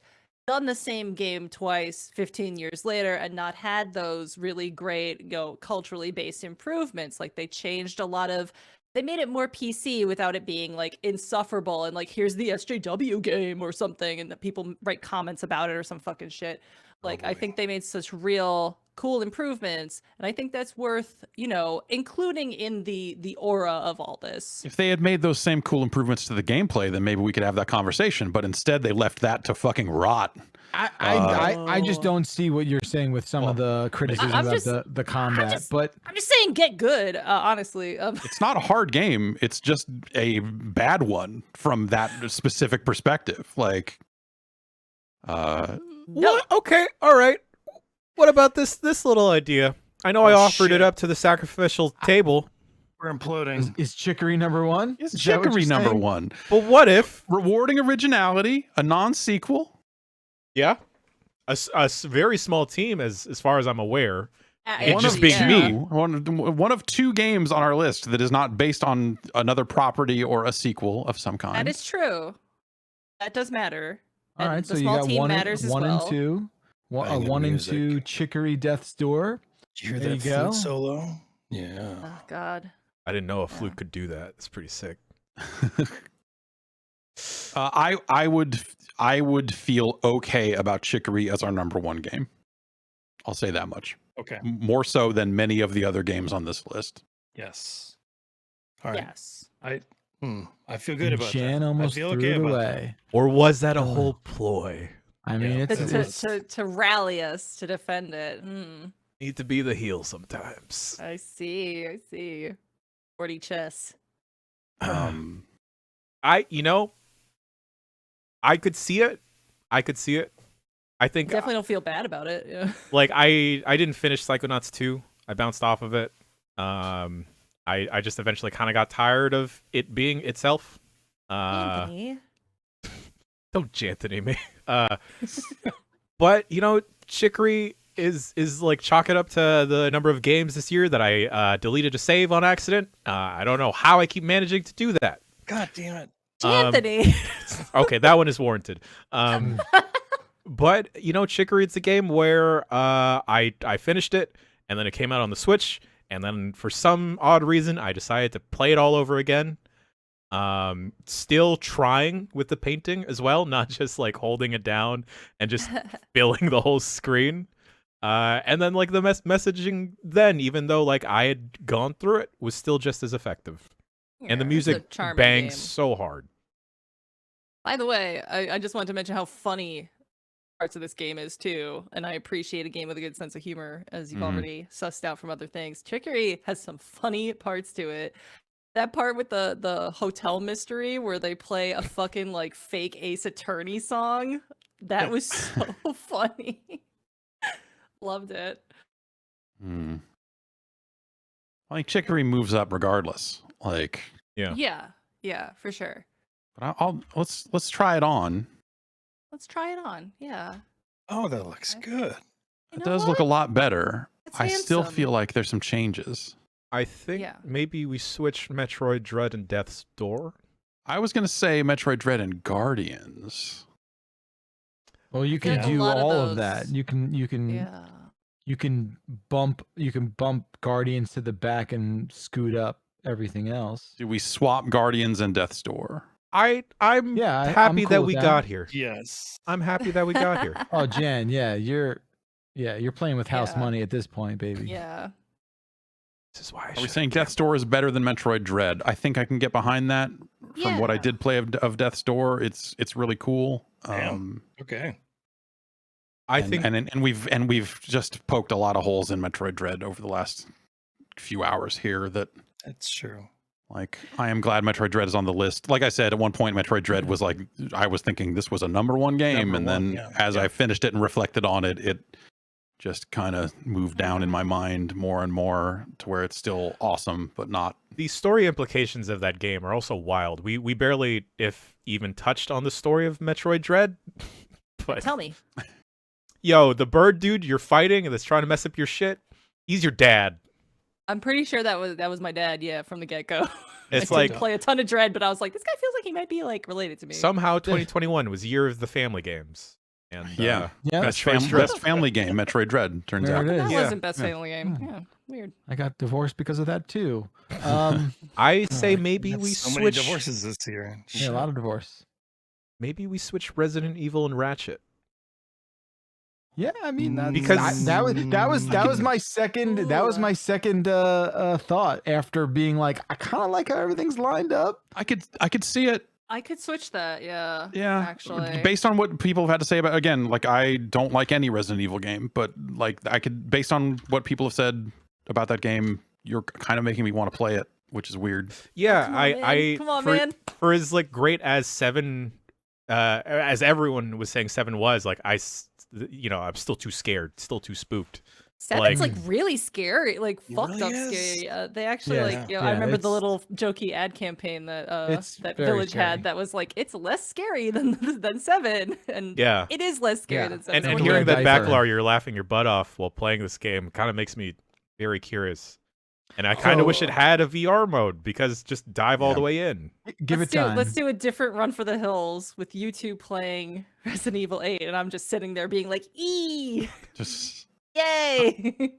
I feel like I'm just not sure like what else. I feel like things have maybe fallen into place a little bit. I kind of want to stop where we're at. I'm thinking, what if we dropped Psychonauts 2 down about 2 to 3 spots? I will kill you. Is Resident Evil Village a better game than Psychonauts 2? Oh, I think no. I think no. I don't. No, I think it maybe could slot right before it. Yeah, but I don't think Hitman's better than Psychonauts. I agree with that. You know. Well, what if we split the difference here then? Let's try it on. Let's try it on. Oh, leave that boy alone. Yeah, Halo Infinite. This is fine. Okay. I'm gonna dig my heels in a little bit here. Halo Infinite. I want Psychonauts as #1. This is fucking poking a bear right here. Just be careful, Jess. Okay, well, I want to ask: do you care about things that happen in Halo Infinite, or is it just a really good multiplayer game? I thought the campaign was a ton of fun. Yeah, it's fun. my Do you argument. care about the story? Do you care about the story? There are aspects of the story happening that they did not tell that story as well as they could have. They backload it, and a lot of it is told in flashback form.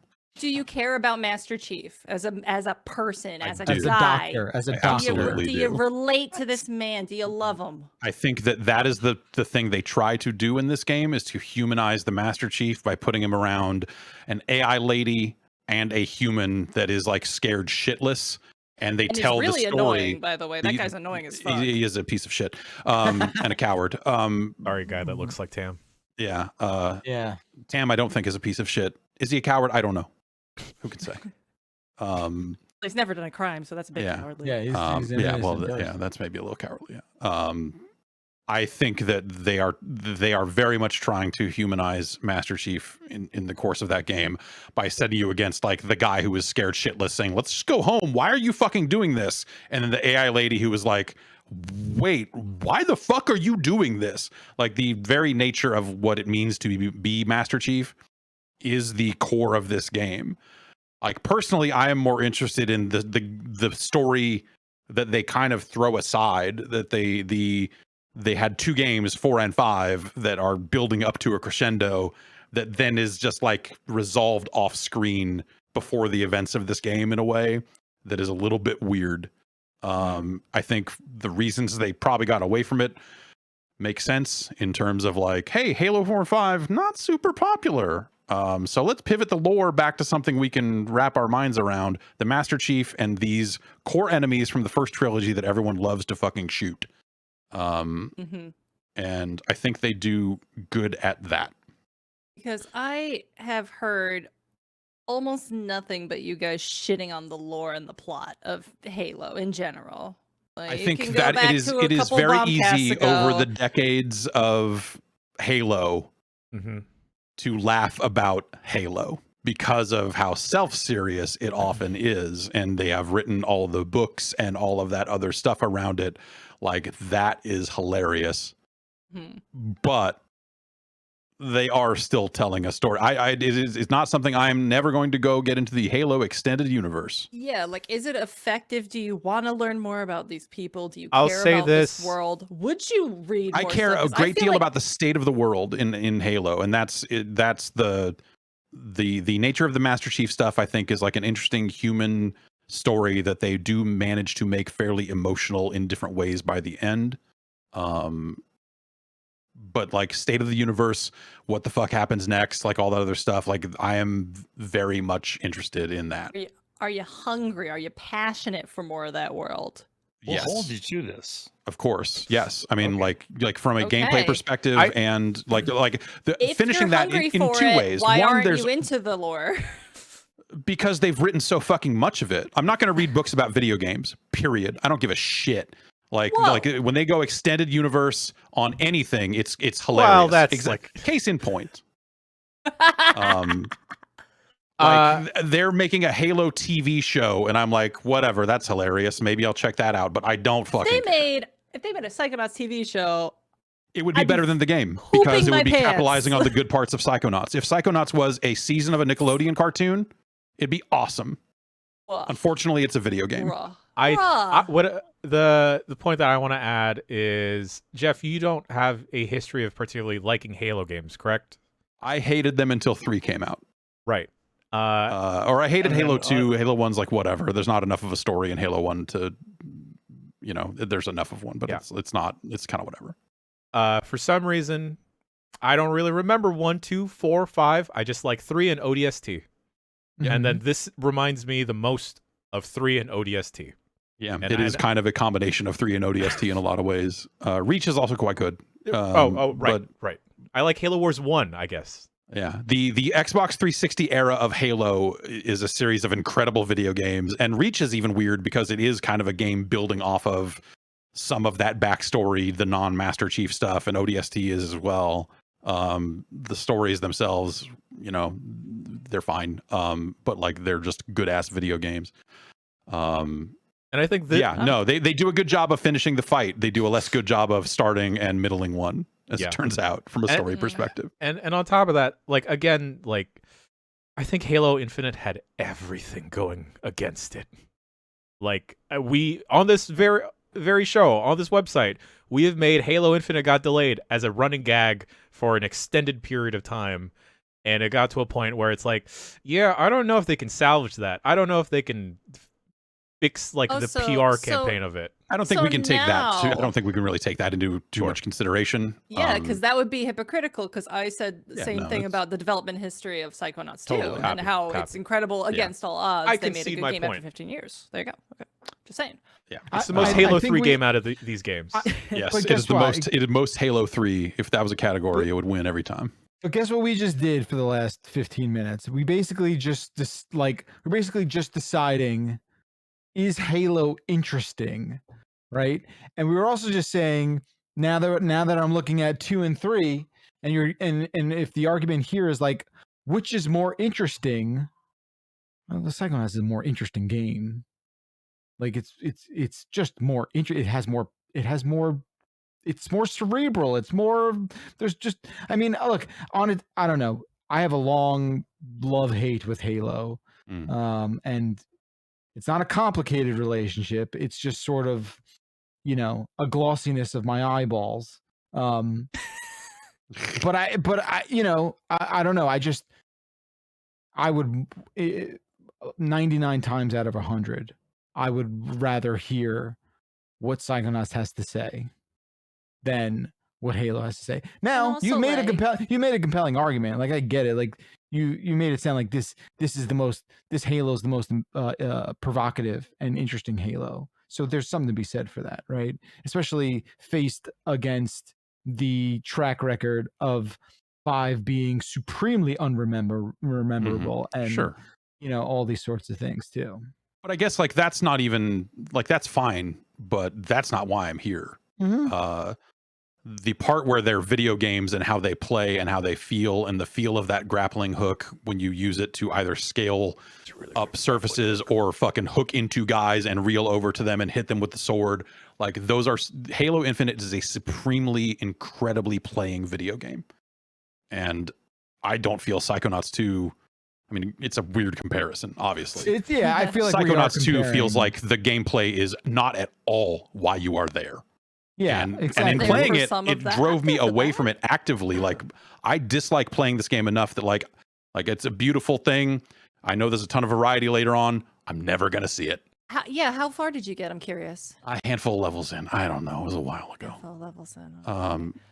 I went back to it a couple of times trying to get back into it and was just like, man, fuck this. I just want to point out that you in talking about like Halo, it's like, oh, they kind of like paid off some stuff. Like there's a continuing plot with Halo and there was some setup and payoff and da-da-da. Totally. I feel like it's worth it to talk about that about Psychonauts 2 because you've put that out there for Halo. You're going to the past games. So I'm allowed to go to the past for Psychonauts 1. That's not, I don't give a shit. Like that stuff's fine and good. And if you want to talk story, I will talk story with you in Halo. Yeah, but like at the end of the day, like that fucking grappling hook, the abilities you have, the look of the game, the multiplayer, the map design, the weapons they chose to put in versus the weapons they chose to omit. Like they have made a fantastic multiplayer shooter, especially in a year where all the other multiplayer shooters suck.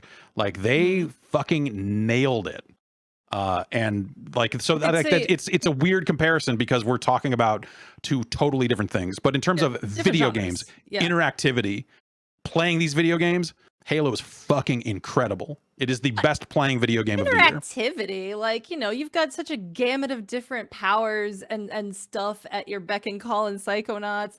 There's like, improvements from the previous versions of it. There's incredible level design in this that's not only cool to navigate and fun to do shit in and cool rail grinding sections and fun shit like that, but there's also like the levels are so interwoven with the plot and all the symbolism and shit like that it's just like, it's not just a cool fucking level.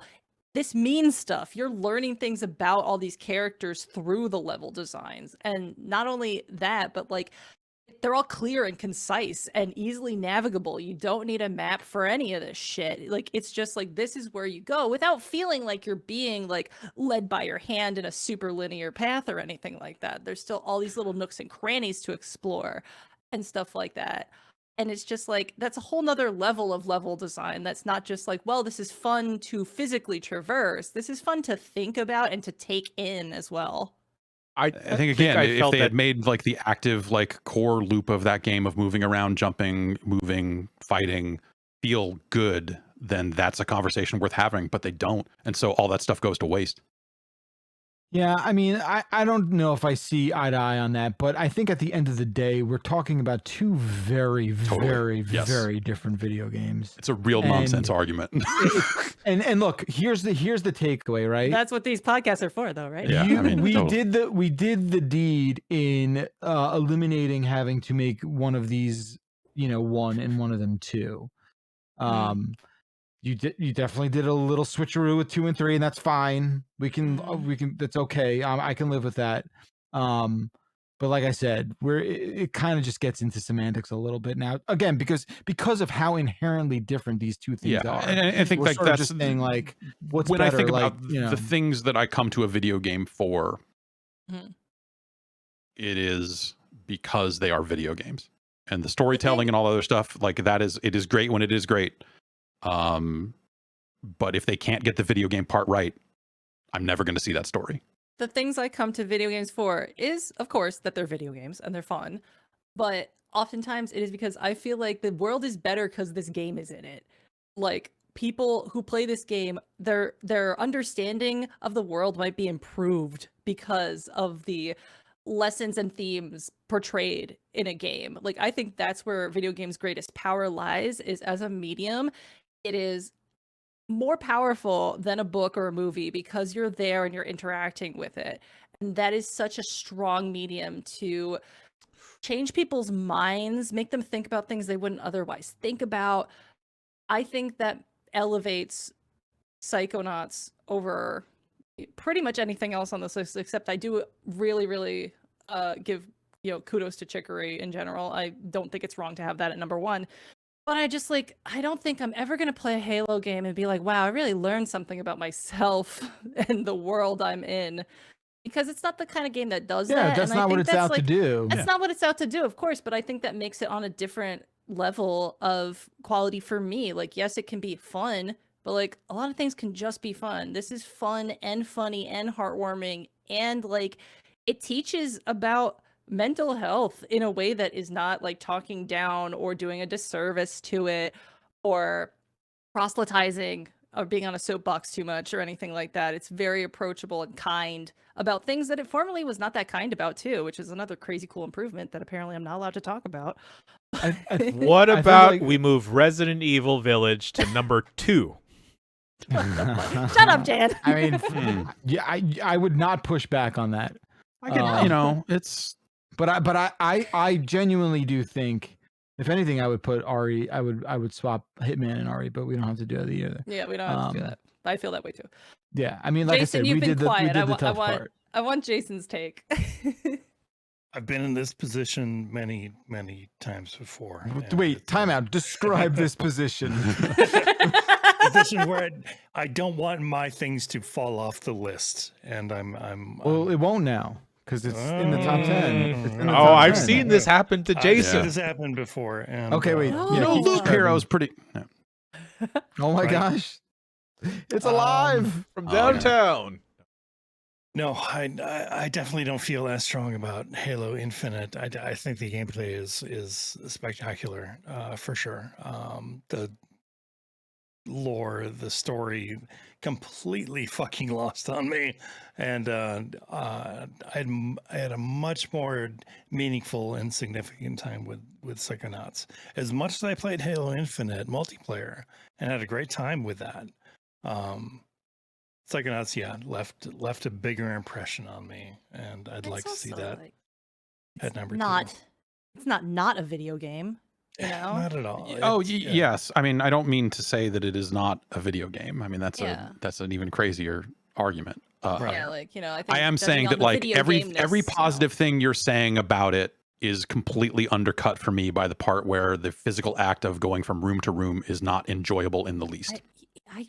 I do not know what game. Different strokes for different folks. Movement, every single aspect of. That's not shared by a majority of other people. I don't care. So I'm not here to be a majority thing. I'm, that's fine. It doesn't have to be a majority thing, but it's completely but I think anecdotal, and it's not indicative of the game. I think overall. See, I don't know what fucking game y'all are playing, because everything about the way that character moves and jumps and floats and shoots and rolls around punches and that ball all that other stuff. I think it undercuts the feel of combat and just every aspect of every encounter in that game was like, ugh, I have to fucking do this again. Everything about the way it played to me felt awful in a hey, we're past this now, like platformers are supposed to be better than this now. It felt like a throwback in the bad sense of like, oh, you're harkening back to the bad times. For as much of the things they fixed in the rest of the game, like that part of it feels so stuck to me in time. So what platformers are you looking at as a good example of a platformer you really enjoy is what I'm curious about. Oh gosh, well, I mean, platformers I really enjoy. Like just straight up character movement. Yeah. I mean, I would say I would put a Mario 64, a Mario Odyssey in that camp. 64? You're criticizing this for being dated controls, and you brought up Mario 64. Think about that. Think about the idea that a game from the 90s feels better than this. It doesn't. I don't agree. Have with you that. played Mario 64 real recent? That's crazy. Yeah. But like again, like that's you have to take time into account there. That's a different platform. No, I don't, because you told me not to take into account the 15-year development You're not history. even. This is not even the same argument. This is crazy. All right. This is like makes no fucking sense. All right. I would take Ratchet. You want to talk about modern games? Ratchet feels a fucking billion times better than Psychonauts 2. I wouldn't say a billion. It's weird Character movement, like all that, like just top to bottom. Also, it's a different. It's more of an action game. You're right. It is shootery in a sense, and so but it does have very play. You are still hover jumping. You are still doing platformery things in that game. Maybe we swap Death's Door and Metroid Dread. Don't Relax, dodge this. Jen. Don't dodge this, Jen. I'm just trying to add like a quick cool off in here and thinking like no. Talk about coffee. I'm with you. Talk about coffee or something. That's not what you want an icebreaker. Ran all out and everything. Jen, I want to know. Would you put Psychonauts 2? Yeah, Jen. Above or under? I am on the side of Halo Infinite because it feels like riding a bike. Like as soon as we like haphazardly threw together that group stream to play Halo Infinite multiplayer when it dropped, and we all managed to somehow download it, and then just playing that again, and I the only controller I think I had was like a fucking Xbox 360 controller, and then like firing that up and then just having the muscle memory take over, and that all that can still happen in a game. And like normally that muscle memory just kicks in for something like Super Mario or like a PS1 game, or playing like a fighting game that I'm mildly acquainted with. But with Halo Infinite, like, it works. Like it works, and it feels like how it did for me as like a teenager, but also with the modern improvements of upping that speed and being able to kind of like mildly mantle on stuff. Also, it has a fantastic grappling hook. And like, it's not even a joke that grappling hook is like a game changer. If I could use it all the fucking time, right? Yeah. And like, it's mildly a joke, but like that grappling hook has saved me in situations and absolutely boned me in others, but because that's due to my own error.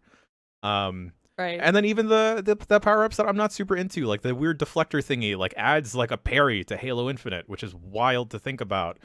And again, like I didn't finish the campaign, but that's not because I wasn't interested in the campaign. It's because I like to play those co-op. And as like a multiplayer experience, I think Halo Infinite, just right, it's the best shooter of this year. So that's where I landed on it. Was definitely one of the best playing games for me this year, without a doubt. The story, the lore did absolutely nothing for me. Some of the other games just resonated more, I think, on a deeper level. Jan, I don't remember. Did you like play Psychonauts 2? Did you get far in it? I was like halfway through, and then I just kind of like bounced off because life stuff, and then I think not the oversaturation, but like people hyping up Psychonauts 2 kind of turned me off of it, and that like I don't 100% get where everyone's coming from. I never played the first one, so that fondness and that nostalgia is lost on me. Well, you were only 6 years old. I was 2 years old. Like I was still wearing a different set of overalls, except they were shorts. Halo. They were doing something. They were diapers. I have no nostalgic attachment to Halo personally, so we're coming from a similar spot from different ends of the spectrum here. But I mean, it's coming down to like majority vote. We've got 3-2 that Psychonauts 2 is better than Halo. Was this is not a vote. It never has been. So here's the thing. It's never been a vote. I also think it doesn't really matter, right? I mean, again, maybe that's the wrong thing to say right now. I was going to say, if you're saying that this doesn't really matter, then why did we do it in the first place? No, but I'm just saying, like, I'm happy to say, because at some point you have to say, hey, I'm happy the game I really liked is so high up on this list. And I think again, it's like an achievement, because if I know we're not including it, but both Halo Infinite and Psychonauts 2 had a very long road to get to where they are. I think them being recognized as being on the top 10 and being in the bottom, or I guess top half of the top 10 is saying something, and these. Yeah. In some ways, it's certainly a miracle that either of them came out as strong as they did. Yeah, like game respect game here. Absolutely. I acknowledge that. So I think where the list is at, I think like the 2 and 3 are interchangeable 100%. And I think the list we have created is like indicative of this website. And like, can we just make them both number 2s? No. We tie them. No. Fucking leave it. No. Fine. I tried. You feel all right about where Resident Evil is and stuff like that? Like as we go further down the list, is this? I'll have Resident Evil go as high as we allow it, but honestly, I could say, based on the conversations that we've had about it, like again, like I love Hitman 3, but like hearing what everyone is saying about Village makes me think that it probably does bump up that list. Yeah, I'd be okay with that. As if not one, then 2 spots, I would probably say, but. Probably one if we don't want an eruption. Okay. I'm down with that. I'm chuffed it's even on the top 10. I'm not used to horror games getting on top 10 lists. Resident Evil's kind of always that exception. Like that's the most mainstream horror game of all time, right? It's kind of absolutely. But I'm always happy to see it because it just like encourages more. It legitimizes horror games. They don't often win awards or anything like that, But so that makes me happy that's even on here, especially that it's. You think horror games get it rough? Try driving games sometime. I know. I shouldn't even talk, right? One day they'll make a horror driving game and it'll be unvotable on. Yeah. I would play the shit out of that. Fucking A. No, if it would scare me or. Okay. What if we switched Monster Hunter and Ratchet? No. Okay. Maybe. Let's do it. I don't know. Let's do it. Down. Let's move it up. Let's move it up. I'm fine with it going up, obviously, but I don't want this to come around and say, "Oh no, I guess we're gonna move it down." I'm getting a call from my son, and he says if we touch Ratchet and Clank, you'll cut me. Cut no, you. I will cut. I said he's going to stop doing fake 911s, and he said he will stop loving his daddy. And look, guys, that's pretty fucked up. So wow. Okay. All right. I promise. I promised him. I promised him 6 or better for Ratchet. So All right. Is your son taking bets on this? Relax. Swap that. We got a bookie in the basement. Running numbers. Okay. We got a bookie in the basement. Everyone, let's get through this, and we'll split the profits. All right, so we're switching out Monster Hunter Rise with Inscription. Understood. No. We were cool for a minute. Jess. No, I would not do that to you. I don't know. What if we maybe Marvel's Guardians of the Galaxy is 9 and we put Death's Door at 10, huh? I was thinking Metroid above Death's Door. It's fine. Yeah, I can see. But I do feel like Guardians is our solid 10, Jan. All right. It's not. I'll walk away. All right. Can't look a gift horse in the mouth, right? All right. So for folks listening with their ears, let's look at what we have. I'm sorry, first of all. Let's look at what we have so far, counting from 10 to 1. At number 10, Guardians of the Galaxy, then Death's Door, Metroid Dread, Monster Hunter Rise, Ratchet and Clank, Hitman 3, Resident Evil Village, Psychonauts 2, Halo Infinite, and Chicory at number 1. Whoa. Wait. What? Okay. I thought you were going top to bottom. I was like, whoa, Psychonauts is all the way down there. Fuck. How do we feel about the order of this list? I think I feel good. I feel like I'm okay. I want to lock it in before we implode. I'm going to insert my key. I feel like I can live with it. I think I'm looking at it. I'm super comfortable with it. Like I don't feel bad about this at all. I don't either. I think Resident Evil. I don't want to muck being with it too much. I think I'm okay with Psychonauts being 2 if Resident Evil is 4. I think what. I'm okay. But that. you're doing the game. You're doing the game. Be careful, Jess. Be careful. What? Does anyone want to switch Resident Evil and Psychonauts 2? No, I do not. I do not. See, this is what happens. This is what I happens. I knew you can't do these high tactics on me here. When we let the natural order of things take place in the beginning of all this, we had Psychonauts at number 1 because that just felt organically right. Yeah. But I number think 1 in my heart. Then we switched some things. Top 3 is a strong spot. Yeah. Top 3 is this real strong spot. You're still on the podium, you know? That's right. Your anthem gets played. That's what I'm saying. That's what I'm saying. Like, I'm fine with Psychonauts 2 being 3 because my other one of the favorite ones here that I did not expect to be as high as 4 is 4, Resident Evil Village. Did not expect that. I'm chuffed about that. That lessens the blow for me that Psychonauts 2 is not 1 or 2. And we love Chicory. We love Chicory at number 1. I do. Yes. That fucking warms my fucking heart. God damn it. Yeah. Okay. I've got a cold, shriveled husk of a heart. And it works 3 times this day. And it's co-op. You could play co-op too. I don't care about people. Share it with your loved ones. No. Talk about imposter syndrome with your loved ones. I want games that help fix me, not games that tell me to care about others. This is a great couch co-op game, especially if you have like a roommate or a loved one that is not super into games. This could be like, the gateway drug into being like, hey, this is like a Zelda-alike. I'm not. Let's just lock it in. It's locked in. Yeah. It's locked in. We're done. Chicory. Let's call it. No, you do not. No. Let's call it. Shall we call it? Okay. It's over. At number 10, Marvel's Guardians of the Galaxy. At number 9, Death's Door. At number 8, Metroid Dread. At number 7, Monster Hunter Rise. At number 6, Ratchet & Clank Rift Apart, covering the spread. At number 5, Hitman 3. At number 4, Resident Evil Village. At number 3, Psychonauts 2. At number 2, Halo Infinite. And at number 1, Chicory, A Colorful Tale. Congratulations. Fantastic. Congratulations to video games. Congratulations to video games. Yes. Long overdue props. Surprisingly good year for video game. I think these pandemic years of releases have been so unpredictable, and the new hardware, and like there's so many factors working against video games coming out at all. But damn, there was some cool stuff.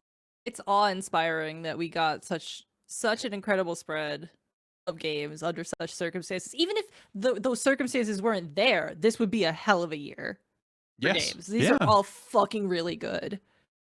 I am still in awe that like the Guardians of the Galaxy team pulled off what they pulled off. Like it's something that they did. Like that game looked so incredibly dire out of the gate, and while I certainly have issues with the way it plays, like the way it winds up aspect and evolves, of it, it's insane. Yeah. Like I'm still not quite sure I played a video game. And that, do you think that system translates? I mean, I'm not saying like, hey, what if they made a second Guardians of the Galaxy? Maybe they'll do that because it sounds like this is being, critically acclaimed. But like, the stuff of the story, is it specifically the story itself, or because I know it has like options that'll pop up mid gameplay and all that other stuff that like add to the storytelling and give you options and some agency. Do you think that's something that you want to see a lot more of, or was that kind of incidental? I think that stuff might have been incidental. I think I'm a bigger fan of like the greater story that it's trying to tell. I don't even know if I'd be interested in a Guardians 2. I think they could perhaps, if they want to stick with Marvel, this story or this system could potentially translate to like, I don't know, like an X-Men First Class type of thing, or perhaps like a Fantastic Four. I'm gonna say a Power Pack. We're gonna bring back Power Pack. Bring back the Power Pack. Yeah, just give me all Squirrel Girls, even. Yes. Yeah, I think it's wild that Marvel's Guardians of the Galaxy turned out as great as it did. Yeah, Insane. Especially like the number of like narrative and story awards it seems to have taken kind of across the business. It's seriously not what you expect from. Well, I mean, like the Avengers single player story was pretty good, but not in this specific way. No. And I don't know if you could even like trim or add parts to Marvel's Avengers to just make it be a compelling single player story, because I only ever cared about Kamala than right. Yes. than anyone else there. Like it was the way they handled the Kamala story was awesome. Yeah. And not something you see in video games a lot for a variety of reasons, and they nailed that. But then you play as that game as the Hulk a lot, and you're like, man, fuck that. And it barely works trying to play it with friends sometimes. Yes, yeah. They probably fixed some of that by now. Who knows? Yeah, I don't know. Like, I feel like with all the DLC they've been adding of like playing as Black Panther, playing as Spider-Man, I don't know how they're weaving that into a story, if they even are. They've added story to some of that stuff. Like the Black Panther stuff came with some new story stuff, but it is, I think, still primarily multiplayer focused stuff. Yeah, you can play a lot of it alone with AI if you want, but you know, yeah. Shout out to video games. Oh yeah. And we made it. We made it to the end of 2021. It took us an extra month, but we did it. Right. Nice. Tomorrow, January begins. That's right. Happy New Year, everyone. That works out. For one. We timed this out to time out with Lunar New Year. You know, we're going with a different calendar this time around. Yeah. Shouts out to all the tigers out there, you know? Mm-hmm. I for one had a really good time on these streams. Even when we were fighting a little bit, I feel like they were good-natured fights. No real drama. That's where you're wrong. No. Here's where the knives really come out. No, I felt like these were good debates, and I really do appreciate even being here in the first place. Don't get me started. Uh-oh, she's getting verklempt. I always get verklempt. Jen made me verklempt earlier. It was awful. Yeah, Jen. But this has been fucking cool. Oh my god, thank you. Number for hiring 11. Number 11, Jan's speech. Nonsense. Right? It's us. It's all of us. It's all Number of 12, us. Luke He's Hero. doing it again. He's pep talking. He Yeah, can't help he's doing it. himself. He's Number Yeah. 13, again. 30 pounds of watches that I might That's just right. buy. No, that's, You never know when you're going to need. Why do you need 30 pounds of watches? I told Jess this, but I'm going to knock out every anniversary, every birthday, every get-together, 30 pounds of watches. Oh, it's like This is how I almost bought like 300 knives off television. I just want one. But like, who wants watches? Like, if someone gave me a watch for a birthday present, I'd be like, oh, thanks. You'd feel bad if you threw it away. You'd You'd return be like, it. I I have a throw it phone away. now. No, watches are cool. No, they're not. Bias. Look at you. I was just We about don't to need to say- get all this. I We was don't just need to about get all say this. We love you. I was just about to say we love you too, Jess, but all of a sudden, I All want to wear. I thought about wearing my Apple Watch again, but my daughter just won't stop messing with it, and so I can't wear it because she'll just continually. she'll grow out of that, and you'll be all right. You never Then know. you got to worry about another person. Right? Yeah. No, he's already crazy. All right. Well, that's gonna do it for us here for the year. Holy shit. Goodbye, 2021.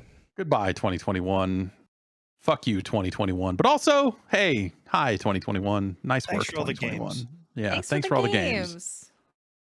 Everything Well else. done to all those developers working Yes. under non-ideal conditions to make some really, really amazing stuff. And wow. that This shit. is the smell of the game. That's the smell of the game. Should we Lights should out, we move Jen. that up? Should we put that back Yeah, on? we should probably put Oh, Strife shit. back up. I don't have the That should be turntable, like make a good number God 3. damn it.